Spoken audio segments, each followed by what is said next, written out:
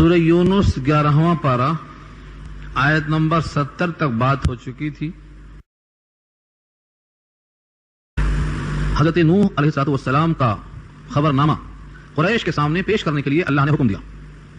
اوپر کی آیتوں سے تعلق اس کا یہ ہے کہ جو لوگ اللہ پر جھوٹ منسوب کرتے ہیں وہ کامیاب نہیں ہوں گے، اور دنیا کا سامان عارضی متاع ہے، پھر اللہ ہی کے پاس لوٹنا ہے، پھر ان کو سخت عذاب ملے گا ان کے کفر کی وجہ سے. یہ کفار قریش کے سامنے بات چل رہی تھی. اسی پس منظر میں حکم آیا کہ اگر ان کو ان باتوں میں شک ہے تو حضرت نوح کی قوم کا پورا واقعہ بیان کر دیجیے، تاکہ معلوم ہو جائے کہ جھٹلانے والوں کا انجام غرق ہے اور نبی کی بات ماننے والوں کا انجام نجات ہے. جو کشتی میں تھے وہی نجات پائے، باقی سب غرق ہو گئے. اور دوسرا فائدہ یہ ہوگا کہ کفار قریش جب سنیں گے کہ اتنا پرانا واقعہ سچ بیان کیا جا رہا ہے ایسی زبان سے جس کو لوگ امی کہتے ہیں، جس نے کسی کے پاس لکھنا پڑھنا نہیں سیکھا، اور واقعہ ایسا ہے جو بہت قدیم، بہت پرانا اور سچا ایسا ہے کہ ایک حرف کی گنجائش نہیں ہے، تو لوگ آپ کی نبوت پر یقین کریں گے کہ ان کے واسطے موقع ہوگا. اس دو فائدے کے لیے یہاں سے حضرت نوح کا واقعہ تفصیل سے آ رہا ہے، لیکن یہ پہلے آ چکا ہے سورہ آراف میں، اور اس کے بعد حضرت موسیٰ کا واقعہ آئے گا، وہ بھی 2 دفعہ پیچھے آ چکا ہے. ان دونوں واقعے کو یہاں اجمالاً بیان کریں گے تاکہ ان کا انجام دکھایا جا سکے. اس مقصد سے واقعہ پیش کیا گیا. اب تیسری بات، جب کفار قریش کو فائدہ ہو سکتا ہے اس واقعے کو دہرانے سے، تو اللہ نے قرآن کریم میں اس واقعے کو ہمارے اور آپ کے واسطے باقی رکھا ہے تاکہ ہم اس سے نصیحت حاصل کریں کہ ماننے کا مطلب یہ نہیں کہ خالی زبان سے کہا لیا جو چاہے کیا. ماننے کا مطلب یہ ہے کہ اب نبی کی ذات سے جو بھی ہمیں ملا اس میں کسی قسم کی مخالفت نہ ہونے پائے، نہ عملاً نہ عقیدتاً، ورنہ یہ تکذیب اس کا بھی انجام غلط ہوگا. یہ نصیحت ہمارے واسطے ثابت ہوتی ہے. اس طرح سے آپ ان آیتوں پر غور کریں. وَاتْلُ عَلَيْهِمْ نَبَأَ نُوحٍ. وَاتْلُ امر ہے، تلایتلو کے معنی آتے ہیں بیان کرنا، تلاوت کرنا، پڑھ کر سنانا. وَاتْلُ عَلَيْهِمْ، ان پر پڑھ کر سنائیے. نبأ نوح، نوح کی خبر. یہاں پر وقف لازم ہے ٹھہر جانا. نوح کی خبر کیا ہے؟ 950 برس تک اللہ کا پیغام پہنچاتے رہے، لیکن قوم نے اس پیغام کا رد عمل یہ تھا کہ آپ پہ پتھراؤ کرتی رہی. 3 نسلیں گزر گئیں، انہوں نے حق قبول نہیں کیا. انہوں نے اپنی قوم سے نصیحت آمیز لہجے میں فائنل گفتگو کی. اگر تم کو میرا نصیحت کرنا پسند نہیں، اگر میرا کھڑا ہو کر اللہ کا پیغام سنانا پسند نہیں، تو تم سب اپنے معاملے میں اکٹھا ہو جاؤ، اپنے شرکا کو بھی جمع کر لو، پھر میرے اوپر بے دھڑک جو کرنا چاہے کر لو، مجھے موقع مت دو سنبھلنے کا. میں تم سے کسی قسم سے خوف زدہ نہیں ہوں، نہ تما رکھتا ہوں. میرا سارا اجر اللہ کے ذمہ ہے. یعنی میں اللہ کا پیغام پہنچاتا ہوں، اللہ سے اجر ملے گا، اللہ میرا تحفظ کرے گا، تم سے مجھے کوئی امید نہیں. اس کے بعد اللہ کے سامنے بدعا کیا. بدعا بھائی مانا کہ ان کی حرکتوں سے امید ختم ہو گئی، یہ ایمان لائیں گے. اللہ نے اطلاع دے دیا کہ اے نوح اب تک جو لانا تھا ایمان لا چکے، اب نہیں لائیں گے. یہ اطلاع کہاں ہے؟ سورہ ہود پارہ 12 میں انشاءاللہ آئے گی. اس اطلاع کے بعد جب ان پر محنت کرنے کا صلہ یہ ہے کہ ایمان نہیں لائیں گے، تو پھر اللہ سے بدعا کیا کہ اللہ ان کے وجود سے اس جان کو پاک کر دے. یہ ہے ان تمام باتوں کا نتیجہ اور خلاصہ جو لفظوں میں آ رہی ہے. اذ قال لقومه، جب کہا حضرت نوح نے اپنی قوم سے، یا قومی، اے میری قوم کے لوگوں، ان کان کبر علیکم، اگر گرا ہے تمہارے اوپر، مقامی، میرا مقام، یعنی میری آواز گوئی. عام طور سے کھڑے ہو کر اللہ کا کلام سنانا مراد ہے. مقامی و تذکیری، تذکیری تذکرہ سے، تذکرہ یاد دہانی، نصیحت. مذکرہ کہتے ہیں تسبیح کو، تذکرہ کہتے ہیں ٹکٹ کو، مذکر یاد دلانے والا. تو تذکیری میری طرف سے جو احکام خداوندی کی نصیحتیں ہوتی ہیں، اب میں کھڑا ہو کے جو بیان کرتا ہوں، اگر تم پر یہ گرا ہے، جبکہ نصیحتیں ساری کی ساری بآیات اللہ، اللہ کی آیتوں پر مشتمل ہے، اس میں کوئی بھی ملاوٹ نہیں ہے. فعلی اللہ توکلت، تو میں نے بھروسہ اللہ پر کر لیا. فاجمعوا امرکم، تم سب متفق ہو جاؤ میرے ضرر پہنچانے پر. امرکم تمہارا معاملہ، تمہارا جو پروگرام ہے، اجمعوا سب اکٹھا ہو جاؤ. وشرکاکم، اور تمہارے جتنے شریک ہو سکتے ہیں کام میں سب کو جمع کر لو. ثم پھر لا یکن امرکم علیکم غمہ، پھر نہ رہے تم پر تمہارا معاملہ مشتبہ. غمہ مشتبہ کو کہتے ہیں، یہ تمہارا معاملہ تمہارے اوپر مشتبہ ہے، تمہیں جو کیا کرنا ہے فائنل کر لو. ثم قضوا الی، پھر کر گزرو میرے ساتھ جو کرنا چاہتے ہو. ولا تنظرون، اور مجھے مہلت مت دو. ولا تنظرون، مجھے مہلت دو. یہ حضرت نوح علیہ السلام نے جو تقریر کی ہے، اس ایک آیت میں ہمیں کئی باتیں معلوم ہوئی. نمبر 1، داعی کسی سے بے جا تعلق وابستہ نہیں رکھتا. توقع زیادہ رکھے گا تو مایوسی پیدا ہو سکتی ہے، تو داعی کسی سے توقع نہیں رکھتا. نمبر 2، جس مقام پر ہے اس مقام پر کام کرنے کے سرے میں صلہ صرف اللہ سے چاہتا ہے، بندوں سے اس اجر کی طلب نہیں ہوتی ہے. نمبر 3، ساری کائنات بھی اگر کچھ کرنے پہ تل جائے، مخالفت کرنا چاہے، تو اس کا بھروسہ اللہ پہ کامل درجے میں ہوتا ہے کہ ہوگا وہی جو اللہ چاہے گا. یہ تینوں باتیں کاش آج کل داعیوں کو نصیب ہو جائیں تو وہ بھی کھڑے کھڑے صف لہجے میں اللہ کا پیغام پہنچا سکتے ہیں. فَإِن تَوَلَّيْتُمْ، پس اگر تم نے پیٹ پلٹا لیا اور میرے اس پیغام کو، اس چیلنج کو قبول نہیں کیا، فَمَا سَأَلْتُكُم مِّنْ أَجْرٍ، تو میں تم سے اجر کا طالب نہیں ہوں. فَمَا سَأَلْتُكُم، نہیں سوال کرتا ہوں تم سے، مِّنْ أَجْرٍ، کوئی بھی معاملہ. اجر کے معنی اجرت، محنتانہ. اجیر محنت کرنے والا، اجرت محنت کا صلہ. تم سے میں نے کوئی اجر نہیں چاہا کہ اگر تم خفا ہو گئے تو تنخواہ بند ہو جائے گی. تم سے میں نے کوئی سوال نہیں کیا. پھر میرے محنت کا صلہ کہاں ہے؟ ان اجری الا علی اللہ، نہیں ہے میرا اجر مگر اللہ کے ذمہ، اللہ سے اجر ملے گا. اس کا مطلب یہ نہیں کہ ادھار. کچھ لوگ سمجھتے ہیں جب اللہ کے ذمہ ہے تو ابھی کہاں ملے گا. یہ بہت بڑی غلط فہمی ہے. جیسے یہاں آتا ہے اس کا اجر اللہ دیں گے تو سمجھتا ہے کہ وہ تو مرنے کے بعد ہی دیں گے، پہلے دینے کا سوال ہی پیدا نہیں ہوتا. یہ دھوکہ اچھے کو لگ رہا ہے. یہ بہت بڑا دھوکہ ہے، بہت بڑی غلط فہمی ہے. کس آیت میں ثابت کر رہے ہیں آپ کہ آخرت ہی میں ملے گا؟ ان اجری الا علی اللہ کا ترجمہ صرف اتنا ہے، نہیں ہے میرا محنتانہ اور معاوضہ مگر اللہ کے ذمہ. اس میں یہ کہاں سے نکلا کہ آخرت ہی میں ملے گا، یہاں نہیں ملے گا؟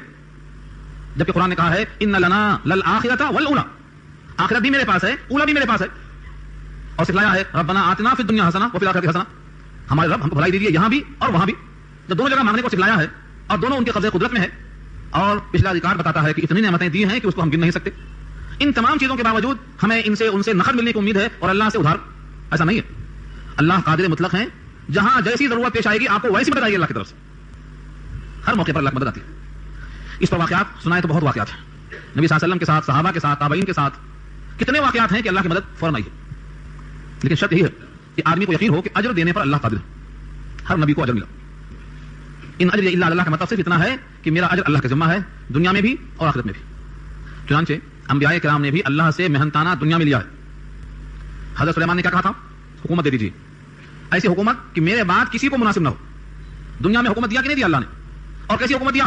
دنیا کا کوئی بادشاہ اپنی بادشاہت کو ان کے برابر نہیں سمجھ سکتا. وہ خود سمجھے گا کہ میری حکومت تو کچھ بھی نہیں ہے سلیمان کے سامنے. رب هب لي ملکا لا ينبغي لأحد من بعدي انك انت الوهاب. تو سلیمان نبی ہیں, بادشاہ بھی ہیں, اللہ سے بادشاہت مانگ لیا. حضرت یوسف ہیں, وزیر خزانہ بنے اور اس کے بعد مصر کے حاکم بنے اور مصر کے بادشاہ کہلائے. اللہ سے انہوں نے حاصل کیا. تو اللہ سے دنیا بھی ملتی ہے اور آخرت بھی ملتی ہے. لیکن یہ تصور ہم نے کھو دیا ہے. جب کبھی اللہ سے ملنے کی بات آتی ہے تو ہمارا دماغ جاتا ہے صرف آخرت ہی ملے گی, جبکہ اللہ نے خود کہا ہے قل من حرم زینۃ اللہ التی اخرج لعباده والطیبات من الرزق. کہا تو کس نے حرام کیا ہے ان نعمتوں کو جو اللہ نے حلال کیا ہے اور تمہاری خاطر زمین سے نکالا ہے, خاص طور سے ایمان والوں کے لیے. جب ہمارے لیے نعمتوں کو نکالا ہے تو ہم یہاں محروم کیسے ہو سکتے ہیں؟ اور دوسری آیت میں کہا وسخر لکم ما فی السماوات وما فی الارض جميعا, جو کچھ زمین و آسمان میں ہے سب تمہارے تابع ہے. تو اللہ تعالیٰ کے پاس کوئی کمی نہیں. اس لیے انبیاء کی یہ نقل کرنے میں ڈرنے کی ضرورت نہیں کہ بھائی انبیاء کا تقویٰ بہت اونچا تھا, ان کو آخرت تک صبر آ گیا تھا, ہم کو تو یہی چاہیے, ہم کو صبر کیسے آئے گا؟ آپ یہاں کام کیجئے, یہی اللہ اجر دینا شروع کر دیں گے. بلکہ کام تو بعد میں کریں گے آپ, اجر تو پہلے جاری ہے. اور اتنا اجر قرآن پاک کی آیت ہے, آپ گننا چاہیں تو نہیں گن سکتے. اتنا دیا. سورہ ابراہیم کے الفاظ ہیں وآتاکم من کل ما سألتموہ, تم کو دیا جو کچھ تم نے اس سے مانگا. وآتاکم من کل ما سألتموہ وإن تعدوا نعمت اللہ لا تحصوها. اگر اللہ سے تم اور مانگو گے اور دیں گے, جتنا مانگا اتنا دیا. اتنا دیا ہے کہ تم گننا چاہو تو گن نہیں سکتے ہو. تو بغیر کسی حق کے اتنا دے دیا ہے تو ان کا کام کرنے کے بعد میں محنتانہ ضائع کیسے ہو سکتا ہے؟ اس لیے اللہ کا کام کرنے والے دل جمعی کے ساتھ کام کریں کہ اللہ کریم ہے اور کریم اجرت ضائع نہیں کرتا. اللہ کی طرف سے یہ حکم ہے کہ اجیر کی اجرت دے دو جب اس کا پسینہ خشک ہونے سے پہلے پہنچ جائے. چنانچہ عید کے موقع پر جو روایت آتی ہے, جب بندے عید الفطر میں آتے ہیں یا عید الاضحیٰ میں آتے ہیں تو فرشتے اللہ کے سامنے ہوتے ہیں. اللہ ان سے پوچھتے ہیں, جو کہ سب کچھ فارغ معلوم ہے, فخر کے لیے پوچھتے ہیں یہ بندے کیا کر رہے ہیں, خوشیاں منا رہے ہیں, کیا کرنے آئے ہیں, آپ کی رضا چاہتے ہیں, ان کا مقصد کیا ہے, جنت چاہتے ہیں. یہ سب اللہ کو معلوم. پھر سوال جواب ہوتا ہے, آخر میں فرماتے ہیں کہ ان سب کو میں نے بخش دیا. کسی کی اجرت اور کسی کا محنتانہ باقی نہیں رکھتا. خوشخبری ہے ان کے واسطے, سب کے سب بخشے بخشائے لوٹتے ہیں. تو اللہ کے پاس ادھار نہیں ہے, نقد ہے.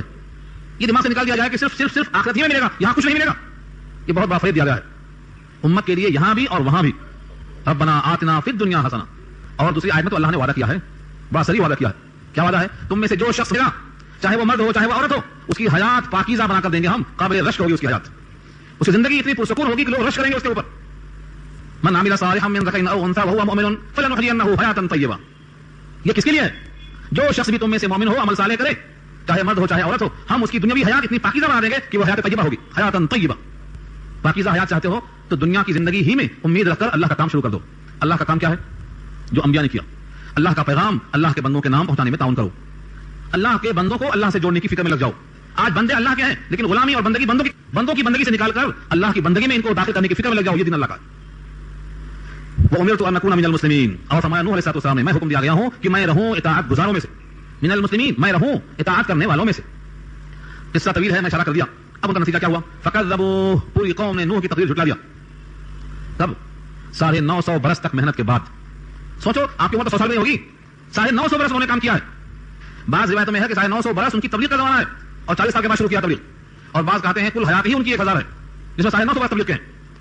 950 برس میں 300 سال کی عمر مل جائے تو 3 پشتیں گزری ہیں ان کی. بچے پیدا ہوئے, جوان ہوئے, بوڑھے ہوئے, مر گئے. بچے پیدا ہوئے, جوان ہوئے, بوڑھے ہوئے, مر گئے. ایسے 3 پشتوں کو تبلیغ کرتے کرتے کرتے اس دن پر آئے کہ اب جب قوم نے جھٹلا دیا ہے تو اس کو انجام تک پہنچنا ہے. اللہ فرماتے ہیں فَكَذَّبُوهُ, ان کو جھٹلا دیا لوگوں نے. فَنَجَّيْنَاهُ, تو ہم نے نوح کو نجات دے دیا. وَمَن مَّعَهُ فِي الْفُلْكِ, فلک مانے کشتی, اور جو ان کے ساتھ کشتی میں تھے. اب کتنے تھے, کون کون تھے, کشتی کتنی بڑی تھی, کتنی اونچی تھی, ایسے بات نہیں ہے. قرآن کریم میں اس رخ سے بات نہیں کیا, نتیجے کی بات کرتے. جتنے ان کے ساتھ کشتی میں تھے, جوڑے جوڑے, ہر چیز کا جوڑا وہاں موجود تھا. من کل زوجین اثنین, دو جوڑے ہر چیز کے. سورہ ہود تک انتظار کرو, ہر جوڑے. تو جتنے لوگ کشتی میں تھے ان تمام کو نجات دے دیا. کشتی کہاں جا کے لگی؟ جودی پہاڑ پہ. بیٹے کو دعوت دیا, بیٹے نے انکار کیا, ڈوب کے مر گیا. یہ پوری بات سورہ ہود میں انشاءاللہ آ رہی ہے. وجعلناہم خلائف, جتنے کشتی میں تھے بچ گئے, انہی کو ہم نے زمین پر خلیفہ بنایا, خلائف جمع اس کی, زمین پر خلیفہ بنے. باقی سب کیا ہوگا, وَأَغْرَقْنَا الَّذِينَ كَذَّبُوا بِآيَاتِنَا, اور ہم نے غرق کر دیا ان تمام کو جنہوں نے ہماری آیتوں کی تکذیب کی, جھٹلایا, سب غرق. فانظر, اب تم غور کرو, اے مکے والو تم غور کرو, یا اب جہاں جہاں یہ آیت پڑھی جائے جو تلاوت کرے اور سنائے اور سنے, ان سے کو خطاب ہے اللہ کا, فانظر تم بھی غور کرو, کیف کان, کیسا ہوا, عاقبۃ, ان کی عاقبت, ان کا رزلٹ, منذرین جن کو ڈرایا گیا تھا. کتنے سال, 950 برس تک, 3 پشتوں تک. نہیں مانا تو کیا ہوا, زمین سے پانی, اوپر سے پانی, وہ پانی کیسا بنا, کشتی کیسی بنی, عذاب کیسا آیا, یہ پوری تفصیل ہے سورہ ہود میں آئے گی, یہاں اس کا تذکرہ نہیں کریں گے. اب اس کے بعد پوری قوم کا حال ہوا کہ پوری قوم غرق ہو گئی, جو کشتی میں تھے ان سے زمین پھر آباد ہوئی, آباد ہوتے ہوتے ہوتے پھر اتنی بڑی آبادی آئی, پھر اس میں سے لوگ سرکش پیدا ہوئے, پھر دین کی ضرورت پیش آئی, پھر نبی آئے, پھر رسول آئے, پھر کتابیں آئیں. کتنے, آگے فرمایا اللہ نے, ثم بعثنا من بعده رسولا, رسول واحد ہے, رسول جمع ہے, ثم بعثنا, پھر بھیجا ہم نے, من بعده نوح علیہ السلام کے بعد, رسولا, کئی رسول, بہت سے رسول, کہا ان کے قوموں کی طرف. جتنے رسول آئے ان کی ایک قوم مخصوص تھی, اسی کی طرف بھیجے گئے, انہی کی فکر میں تھے, انہی پر کام کرتے رہے. یہ تو صرف سید الانبیاء کی خصوصیت ہے کہ وہ ساری دنیا کے ہر فرد کی طرف بھیجے گئے, قیامت تک کے واسطے بھیجے گئے. نبی کی 6 خصوصیات ہیں دیگر انبیاء کے مقابلے میں, ان 6 میں سے ایک خصوصیت یہ ہے کہ آپ کی بعثت کسی خاص قوم کی طرف نہیں ہے, ساری اقوام کی طرف ہے, کسی خاص زمانے کے واسطے نہیں ہے, ہر زمانے کے واسطے. ان 6 میں سے ایک یہ خصوصیت ہے. فجاؤہم بالبینات, وہ انبیاء کرام وہ رسول آئے اپنی اپنی قوموں کے پاس دلائل کے ساتھ, بالبینات, بینات واحد ہے, بینات جمع ہے, وہ دلائل جس کو مان کر حق قبول کیا جا سکے. فم وہ لوگ نہیں تھے کہ ایمان لے آتے, کیوں, کیا وجہ تھی, بما کذبوا به من قبل, اس وجہ سے کہ انہوں نے اس کو جھٹلا دیا تھا اس سے پہلے. ایک بار نہ بول دیا, اب ہاں کیسے بولیں, یہ بہتوں کا مزاج ہوتا ہے, اور آج بھی ایسا ہے. یہ تو بچوں کی ضد ہے, بال ہٹ بولتے ہیں اس کو, بال ہٹ, بال ہٹ کا مطلب بچے کی ضد, ہٹ کے معنی ضد کیا آتے, بال معنی بچہ. ایک مرتبہ نہ بول دیا تو ہاں بولتا ہی نہیں. حالانکہ یہ فطرت جو ضد کی ہے یہ غلط ہے, آدمی کو چاہیے غور و فکر کرے, سوچے حق کیا ہے. آج بھی بہت سے لوگ ہیں, ایک بار نہ بول دیا تو نہیں آتے, ارے بھائی چلو قرآن کا درس ہے, نہیں جاتے, ختم. ایک مرتبہ نہ بول دیا تو ہاں کیسے بولنا. یہ نہیں ہے کہ ہم سوچیں, اللہ کا فہم دیا ہوا ہے اس پر غور کریں, اللہ نے عقل دی ہے اس پر تولیں. ضد نہیں, جن کو فارغ قریش نے ضد کیا وہ جمے رہے کوہ پر, جن یہودیوں نے ضد کیا وہ پڑے رہے یہودیت پر, اور جنہوں نے حق میں غور و فکر کیا توفیق ہو گئی, اسلام سے باکنار ہو گئے. اس لیے ضد نہیں کرنا چاہیے, غور و فکر کرنا چاہیے, تدبر کرنا, سوچنا, مشورے کرنا, قرآن کریم میں اپنے نگاہ سے اپنے غور سے حق تلاش کرنا. اتنی بات تو طے ہے کہ قرآن اللہ کی کتاب ہے اور شخص سے خالی ہے, اس کتاب میں غور کرنا.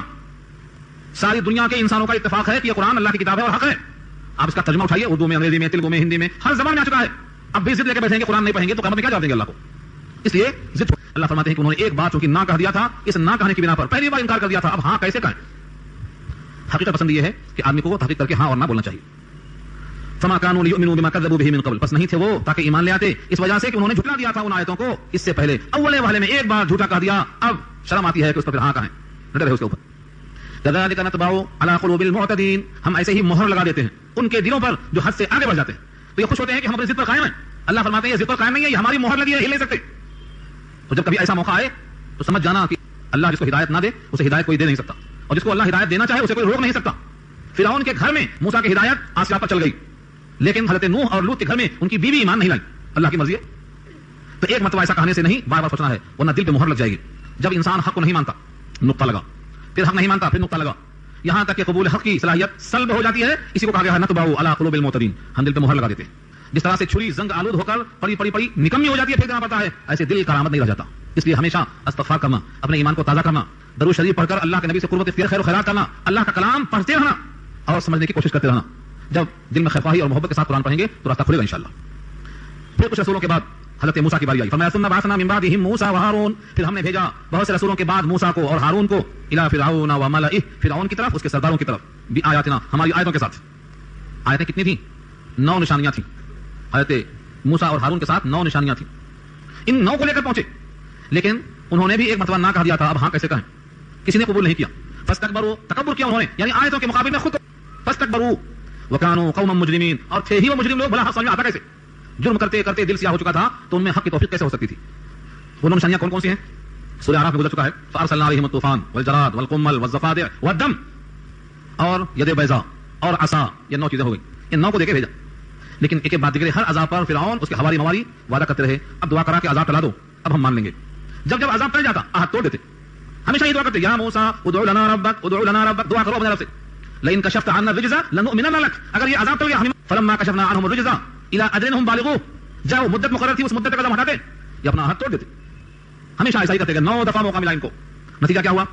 فلما جاءهم الحق, جب ان کے پاس حق آیا حضرت موسیٰ کے ذریعے, من عندنا, ہمارے پاس سے, قالوا, تو سب نے کہا, ان هذا لسحر مبین, بے شک یہ تو کھلا ہوا جادو ہے. گریبان میں ہاتھ ڈالا, نکالا تو چمک رہا ہے, جادو ہے. لاٹھی پھینکا, سانپ بن گئی, جادو ہے یہ. دعا کیا, کھانا میڈک بھر گیا, جادو ہے یہ. جواں بھر گیا, جادو ہے یہ. طوفان آ گیا جادو ہے, ہر طرف جادو ہی جادو. حالانکہ جادو میں اور معجزے میں بڑا فرق ہے, مگر سمجھا نہیں انہوں نے. وہ کمزور دل, وہ کمزور نگاہیں جو جادو اور معجزے میں فرق کو نہیں سمجھ سکتی ہیں, ان کا دل ایمان کتنا کمزور ہوتا ہے.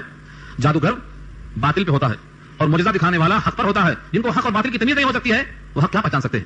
اللہ نے فرمایا قال موسیٰ علیہ السلام نے کہا اتقولون للحق لما جاءکم, کیا تم کہتے ہو حق کو جو تمہارے پاس آیا, اسحر ھذا, کیا جادو ہے یہ, کیا جادو ہے یہ. ولا یفلح الساحرون, اور ساحرون یعنی جادوگر کبھی کامیاب نہیں ہو سکتے. اگر کوئی یہ ٹکڑا پڑھتا رہے ولا یفلح الساحرون, اور ایسا ہی ٹکڑا سورۃ طٰہٰ میں انشاءاللہ آئے گا, ولا یفلح الساحر حیث اتى, جادوگر کہیں بھی آئے کامیاب نہیں ہو سکتا. اس کا ترجمہ یہ, اگر یہ پڑھتا رہا کرے تو فیل ہو جائے گا, کر کے دیکھ لیجیے آپ اس کو. ولا یفلح الساحر حیث اتى, یہ جملہ آپ پڑھتے رہے اس محفل میں جادو کا جادو نہیں چلے گا, اس کو تو باطل ہونا ہی ہے. کچھ لوگوں نے جادو کا انکار کیا ہے, کچھ نے جادو میں غلو کیا ہے. جادو کی حقیقت کیا ہے, ایک لمبی بحث ہے, کچھ حصہ پیچھے آ چکا ہے سورۃ بقرہ کے حوالے سے. لیکن جادو اپنا وجود رکھتا ہے. جادو کا انکار قرآن کا انکار ہے. البتہ جادو سے سب کچھ نہیں ہو سکتا. قرآن نے ایک نوٹ لگایا ہے وما هم بضارین به من احد الا باذن اللہ, وہ جادو کے ذریعے سے کسی کو ضرر نہیں پہنچا سکتے تھے مگر اتنا جتنا اللہ نے چاہا. معلوم یہ ہوا ضرر اللہ کی مشیت کے تابع ہے, جتنا وہ چاہے گا. جادو سے زیادہ مہلک تو نظر بد ہے. نظر بد سے زندہ انسان قبر میں پہنچ سکتا ہے اور زندہ اونٹ ذبح ہوकर کٹ کر بھگونے میں پہنچ سکتا ہے. یہ حدیث مشکات کی موجود ہے کتاب العین کے اندر, یعنی آنکھوں کی نظر بہت تیز لگتی ہے. وہاں کئی واقعات بھی ہیں لیکن یہاں مجھے سنانا نہیں ہو, کیونکہ جادو کی بات چل رہی تھی. جادو کے مقابلے میں نظر بد حق ہے. جادو سے اتنا خطرہ نہیں ہے جتنا نگاہ بد سے. جادو کے لیے تو سورہ ناس سورہ فلق نازل ہوئی ہیں, اب جو پڑھتا جائے انشاءاللہ اس کا اثر نہیں ہوگا. یہاں تو کیا ہے, جب ہو جاتا ہے جب پڑھنا شروع کرتے ہیں, پہلے خبر نہیں رہتی. لیکن اس کے اصول اور آداب یہی ہیں کہ یقین کے ساتھ سمجھ کر پڑھتے رہنا تو انشاءاللہ نوبت نہیں آئے گی.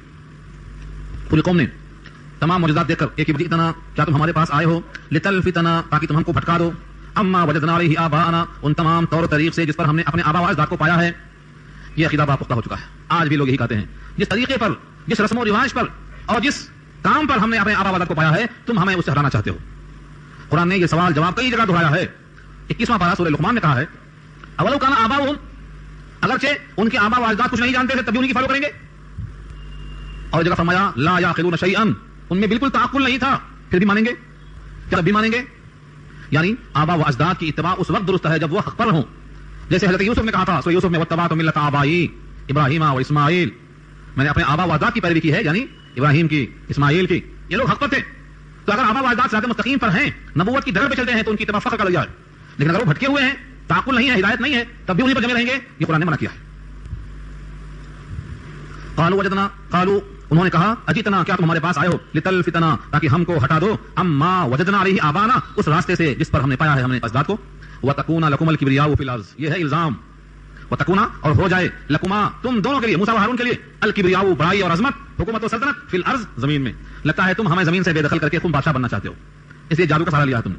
یہ ان کا الزام تھا, ان کا یہ خیال تھا. اور سنو, ایسا ہم ہونے نہیں دیں گے کہ تم ہمارے ملک مصر پر قابل ہو جاؤ, ایسا ہم ہونے نہیں دیں گے. وما نحن لکما بمؤمنین, اور ہم نہیں ہیں تم پر یقین کرنے والے, کبھی بھی تمہاری بات نہیں مانیں گے.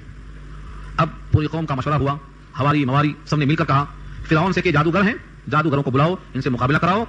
چنانچہ وقال فرعون اتونی, اور کہا فرعون نے لاؤ میرے پاس, بکل ساحر علیم, ہر جادوگر کو جاننے والے کو. ساحر کی صفت علیم ہے, علیم مانے ماہر. ایسے جادوگروں کو جمع کرو پورے ملک مصر سے جو اپنے فن میں یکتا اور بے مثل ہو. ساحر علیم, یہاں تو ساحر کہا, اور سورہ شعراء میں سحار علیم کہا, بہت جاننے والے, ان کے ٹکر میں کوئی نہ سکے, جمع کرو. لما جاء السحرۃ, جب آ گئے جادوگر, قال لهم موسیٰ القوا ما انتم ملقون, کہا ان سے کہ حضرت موسیٰ نے پیغمبر ہو کر جادوگروں کو باطل کے مظاہرے کا پیشکش کیا, ڈالو جو ڈالنا ہے, یعنی جادو کا مظاہرہ کرو. جادو باطل ہے, حق کے خلاف ہے, اس کے مظاہرے کی لکھا ہے شارحین نے, حقیقت یہ ہے جب باطل سامنے آ چکے گا, مظاہرہ کرے گا, اب اس کو جو ختم کریں گے اس کی شکست ایسی صاف نظر آئے گی کہ لوگوں کے دل میں ایمان گھس جائے گا. ڈال دیا, کیا ڈالا یہاں نہیں ہے, اس کا ذکر سورہ شعراء میں ہے, سورہ اعراف میں ہے, سورہ طٰہٰ میں ہے. رسیاں پھینکی, رسیوں کو ایسا پھینکا کہ پورا میدان سانپ کا انہا جان, اور کہیں کہا ثعبان مبین, کھلا ہوا اژدہا, اور کہیں فرمایا یخیل الیہ من سحرہم انہا تسعی, خیال ہوتا تھا جادو کی بنا پر ان کے اندر کہ رسیاں دوڑ رہی ہیں, پورا میدان بھرا ہوا ہے سانپوں سے. یہ ہے فرمایا. قال موسیٰ, حضرت موسیٰ نے کہا ما جئتم به السحر, جو تم لائے ہو یعنی جادو, ان اللہ سیبطلہ, بے شک اللہ ان قریب اس کو اب باطل کر دے گا. پورا میدان صاف ہو جائے گا جیسے مکڑی کا جالا, سر اٹھا کر دیکھو تو لگتا ہے پورا گھر پہ قبضہ ہے, لیکن جیسے ہی آپ نے ہاتھ پھیلایا سب جالے ختم. تو حضرت موسیٰ نے کہا ان اللہ سیبطلہ, اللہ ان قریب باطل کر دیتے ہیں اس کو. ان اللہ لا یصلح عمل المفسدین, بے شک اللہ درست نہیں کرتے, سنوارتے نہیں, عمل المفسدین, کسی فساد کرنے والے کے عمل کو سنوارتے نہیں. تمہارا یہ عمل فسادی ہے, اس کا انجام ختم ہونے والا ہے. اب کیا کیا, یہاں یہ ذکر نہیں ہے کہ کیا ہوا اس کے بعد, کیونکہ یہ واقعہ بیان ہو چکا ہے. بیان کیے ہوئے واقعے کی طرف اشارہ ہے کہ نتیجہ کیا ہوا. یحق اللہ الحق بکلماتہ ویکرہ المجرمون, اور اللہ حق کو حق کر کے دکھائیں گے اپنے کلمات کے ذریعے, یعنی اپنے معجزات کے ذریعے سے, اگرچہ ناگوار ہو مجرموں اور کافروں کو. حکم ہوا وہی لا کے ڈال دو, پہلے تو خوف ہوا حضرت موسیٰ کو, چل پڑے, سانپوں کو دیکھ کر پیچھے ہٹ گئے. اللہ نے کہا اقبل ولا تخف, اے موسیٰ آگے آؤ, ڈرنے کی ضرورت نہیں ہے. انک الحق وبطل ما كانوا يعملون فغلبوا هنالك وانقلبوا صاغرين. سب کو نکل گئی, میدان پورا خالی ہوگا, ایک رسی نہیں, رسیاں پوری غائب. اب اس اژدہے کا اتنا خوف ہوا, فرعون بھی بھاگ پڑا دہشت سے, کہیں ایسا نہ ہو سانپ ہم کو بھی نکل جائے. بھگدڑ مچ گئی, اور جو حضرت موسیٰ کے ساتھ کمزور لوگ دبے ہوئے تھے میدان میں آ کے سجدہ ریز ہو گئے, ایمان لے آئے.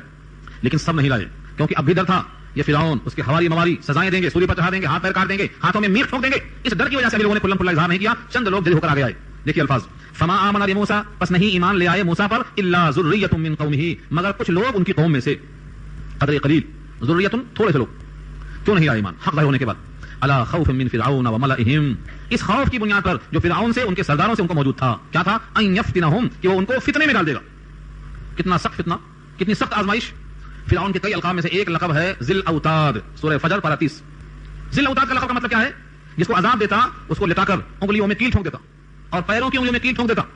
اپنا ہاتھ حرکت کر سکتا نہ پیر, اس حالت میں اوپر سے سانپ ڈالتا, بچھو ڈالتا, وہ کاٹتے, ڈنک مارتے, اور یہ کچھ نہیں کر سکتا سوائے رونے کے. اس طرح سے وہ ظلم کا اظہار کرتا. یہاں تو اعلان بھی تھا کہ اگر تم نے موسیٰ پر ایمان قبول کر لیا تو تمہارے ہاتھ پیر کاٹ دوں گا مخالف سمتوں سے, دائنا ہاتھ بایاں پیر, اور چڑھا دوں گا سولی پر. اس لیے لوگ ڈر کے ہمارے ایمان نہیں لائے. وَإِنَّ فِرْعَوْنَ لَعَالٍ فِي الْأَرْضِ, اور بے شک فرعون البتہ زمین میں سرکشی کرنے والا تھا. عالٍ, بلندی چاہتا تھا, طرف ہو, کتنی بلندی, اپنے آپ کو خدا کرواتا تھا. وَإِنَّهُ لَمِنَ الْمُسْرِفِينَ, اور بے شک وہ تھا حد انسانیت سے گریز کرنے والا. مسرفین کے معنی حد سے آگے بڑھ جانے والا, بہت آگے نکل گیا. وقال موسیٰ یا قوم, حضرت موسیٰ تصریح دیتے ہیں, اے میری قوم کے لوگوں, ان کنتم آمنتم باللہ, اگر واقعتاً تم اللہ پر ایمان رکھتے ہو, تمہارا ایمان اللہ پر ہے, تو سنو, فعلیہ توکلوا, بھروسہ بھی اسی پر کر لو. یعنی اس کے فتنے کا غم نہ کرو, اللہ کی ذات پر توکل کرو, بھروسہ کرو. ان کنتم مسلمین, اگر تم سچے مسلمان ہو تو آ جاؤ اسلام کا اظہار کر دو. فقالوا علی اللہ توکلنا, پھر سب لوگوں نے کہا اللہ پر ہم نے بھروسہ کیا. ربنا لا تجعلنا فتنة للقوم الظالمین, یہ ان کی دعا ہے. ربنا, اے ہمارے پروردگار, لا تجعلنا, مت بنا ہم کو, فتنة, تختہ مشق, للقوم الظالمین, ظالم قوم کے لیے آزمائش کا ذریعہ نہ بنا. کیونکہ اگر دنیا میں آزمائش لی گئی تو اس آزمائش میں کھڑا اترنا بڑا مشکل ہے, اس کے ظلم کو سہنا بہت مشکل ہے.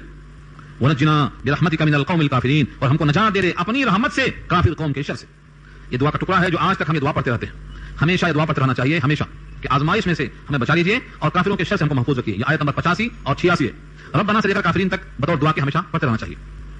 اب یہاں سے اللہ کی طرف سے پیغام آتا ہے کہ موسیٰ غلبہ تو ہو گیا, اب فرعون دشمنی کرے گا, تمہارے عبادت خانوں کو گرا دے گا, تمہاری نماز گاہوں کو تباہ کرے گا.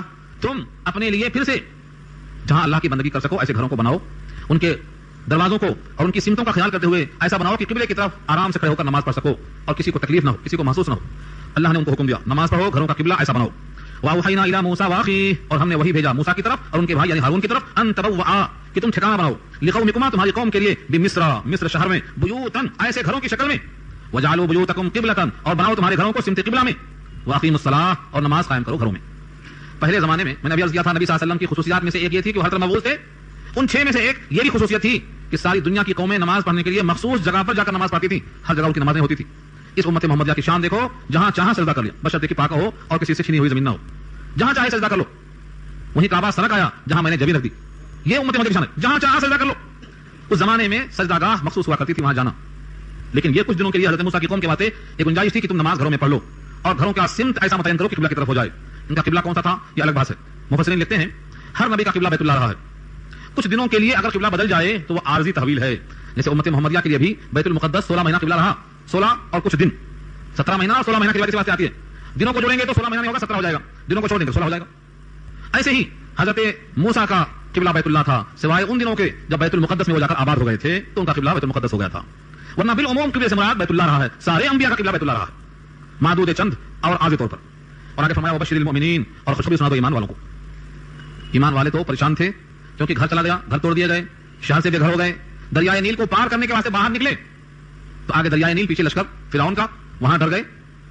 تو بشارت کیسی ہو, خوشخبری کیسی ہو, سکون نہیں, عافیت نہیں, بے چینی ہے. حضرت موسیٰ کے اس واقعے کے بعد تقریباً 6 لاکھ افراد جو قبطی تھے, فرعونی تھے, یہ سب کے سب موسیٰ پر اسلام میں داخل ہو گئے تھے. 6 لاکھ. اب انہی کو راتوں رات نکلنے کا حکم تھا کہ تمہارا مقابلہ تو کریں گے, دشمنی تو ہوگی, اب ان کو لے کر نکل جاؤ, ان کا مقابلہ کرنا مشکل ہے کیونکہ ہتھے ہیں, ان کے پاس سلطنت ہے. اچھا سن لو کان کھول کے, حضرت موسیٰ نبی ہیں, 6 لاکھ افراد بھی ہیں, لیکن فرعون سے مقابلے کا حکم نہیں دیا. ہاں دعوت دو, تبلیغ کرو, بینات سے, دلائل سے, معجزات سے, ہاں مقابلے کا حکم نہیں دیا. راتوں رات ملک سے چھوڑ کر نکل جاؤ ان کو لے کے. کیوں؟ کیونکہ فرعون کے پاس لشکر ہے, دنیا کے اسباب میں وہ بادشاہ ہے, اور دنیا کے اصول کے اعتبار سے نہتھے پر مسلح غالب آ جاتا ہے. اس لیے نبی صلی اللہ علیہ وسلم نے بھی غزوہ بدر میں 2 زرہیں پہنی تھی. زرہوں کے بغیر جہاد نہیں ہوتا. اصول سے انحراف یہ آدمی کو پست کر دیتا ہے. اصولوں سے انحراف نہیں کرنا. تو حضرت موسیٰ جیسے پیغمبر 6 لاکھ افراد جنہوں نے فرعون کے سامنے موسیٰ کی فتح کو دیکھا ہے, لیکن فرعون سے ٹکرانے کے بجائے راتوں رات نکل جانے کا حکم ملتا ہے. اس میں ہمیں عبرت ہے.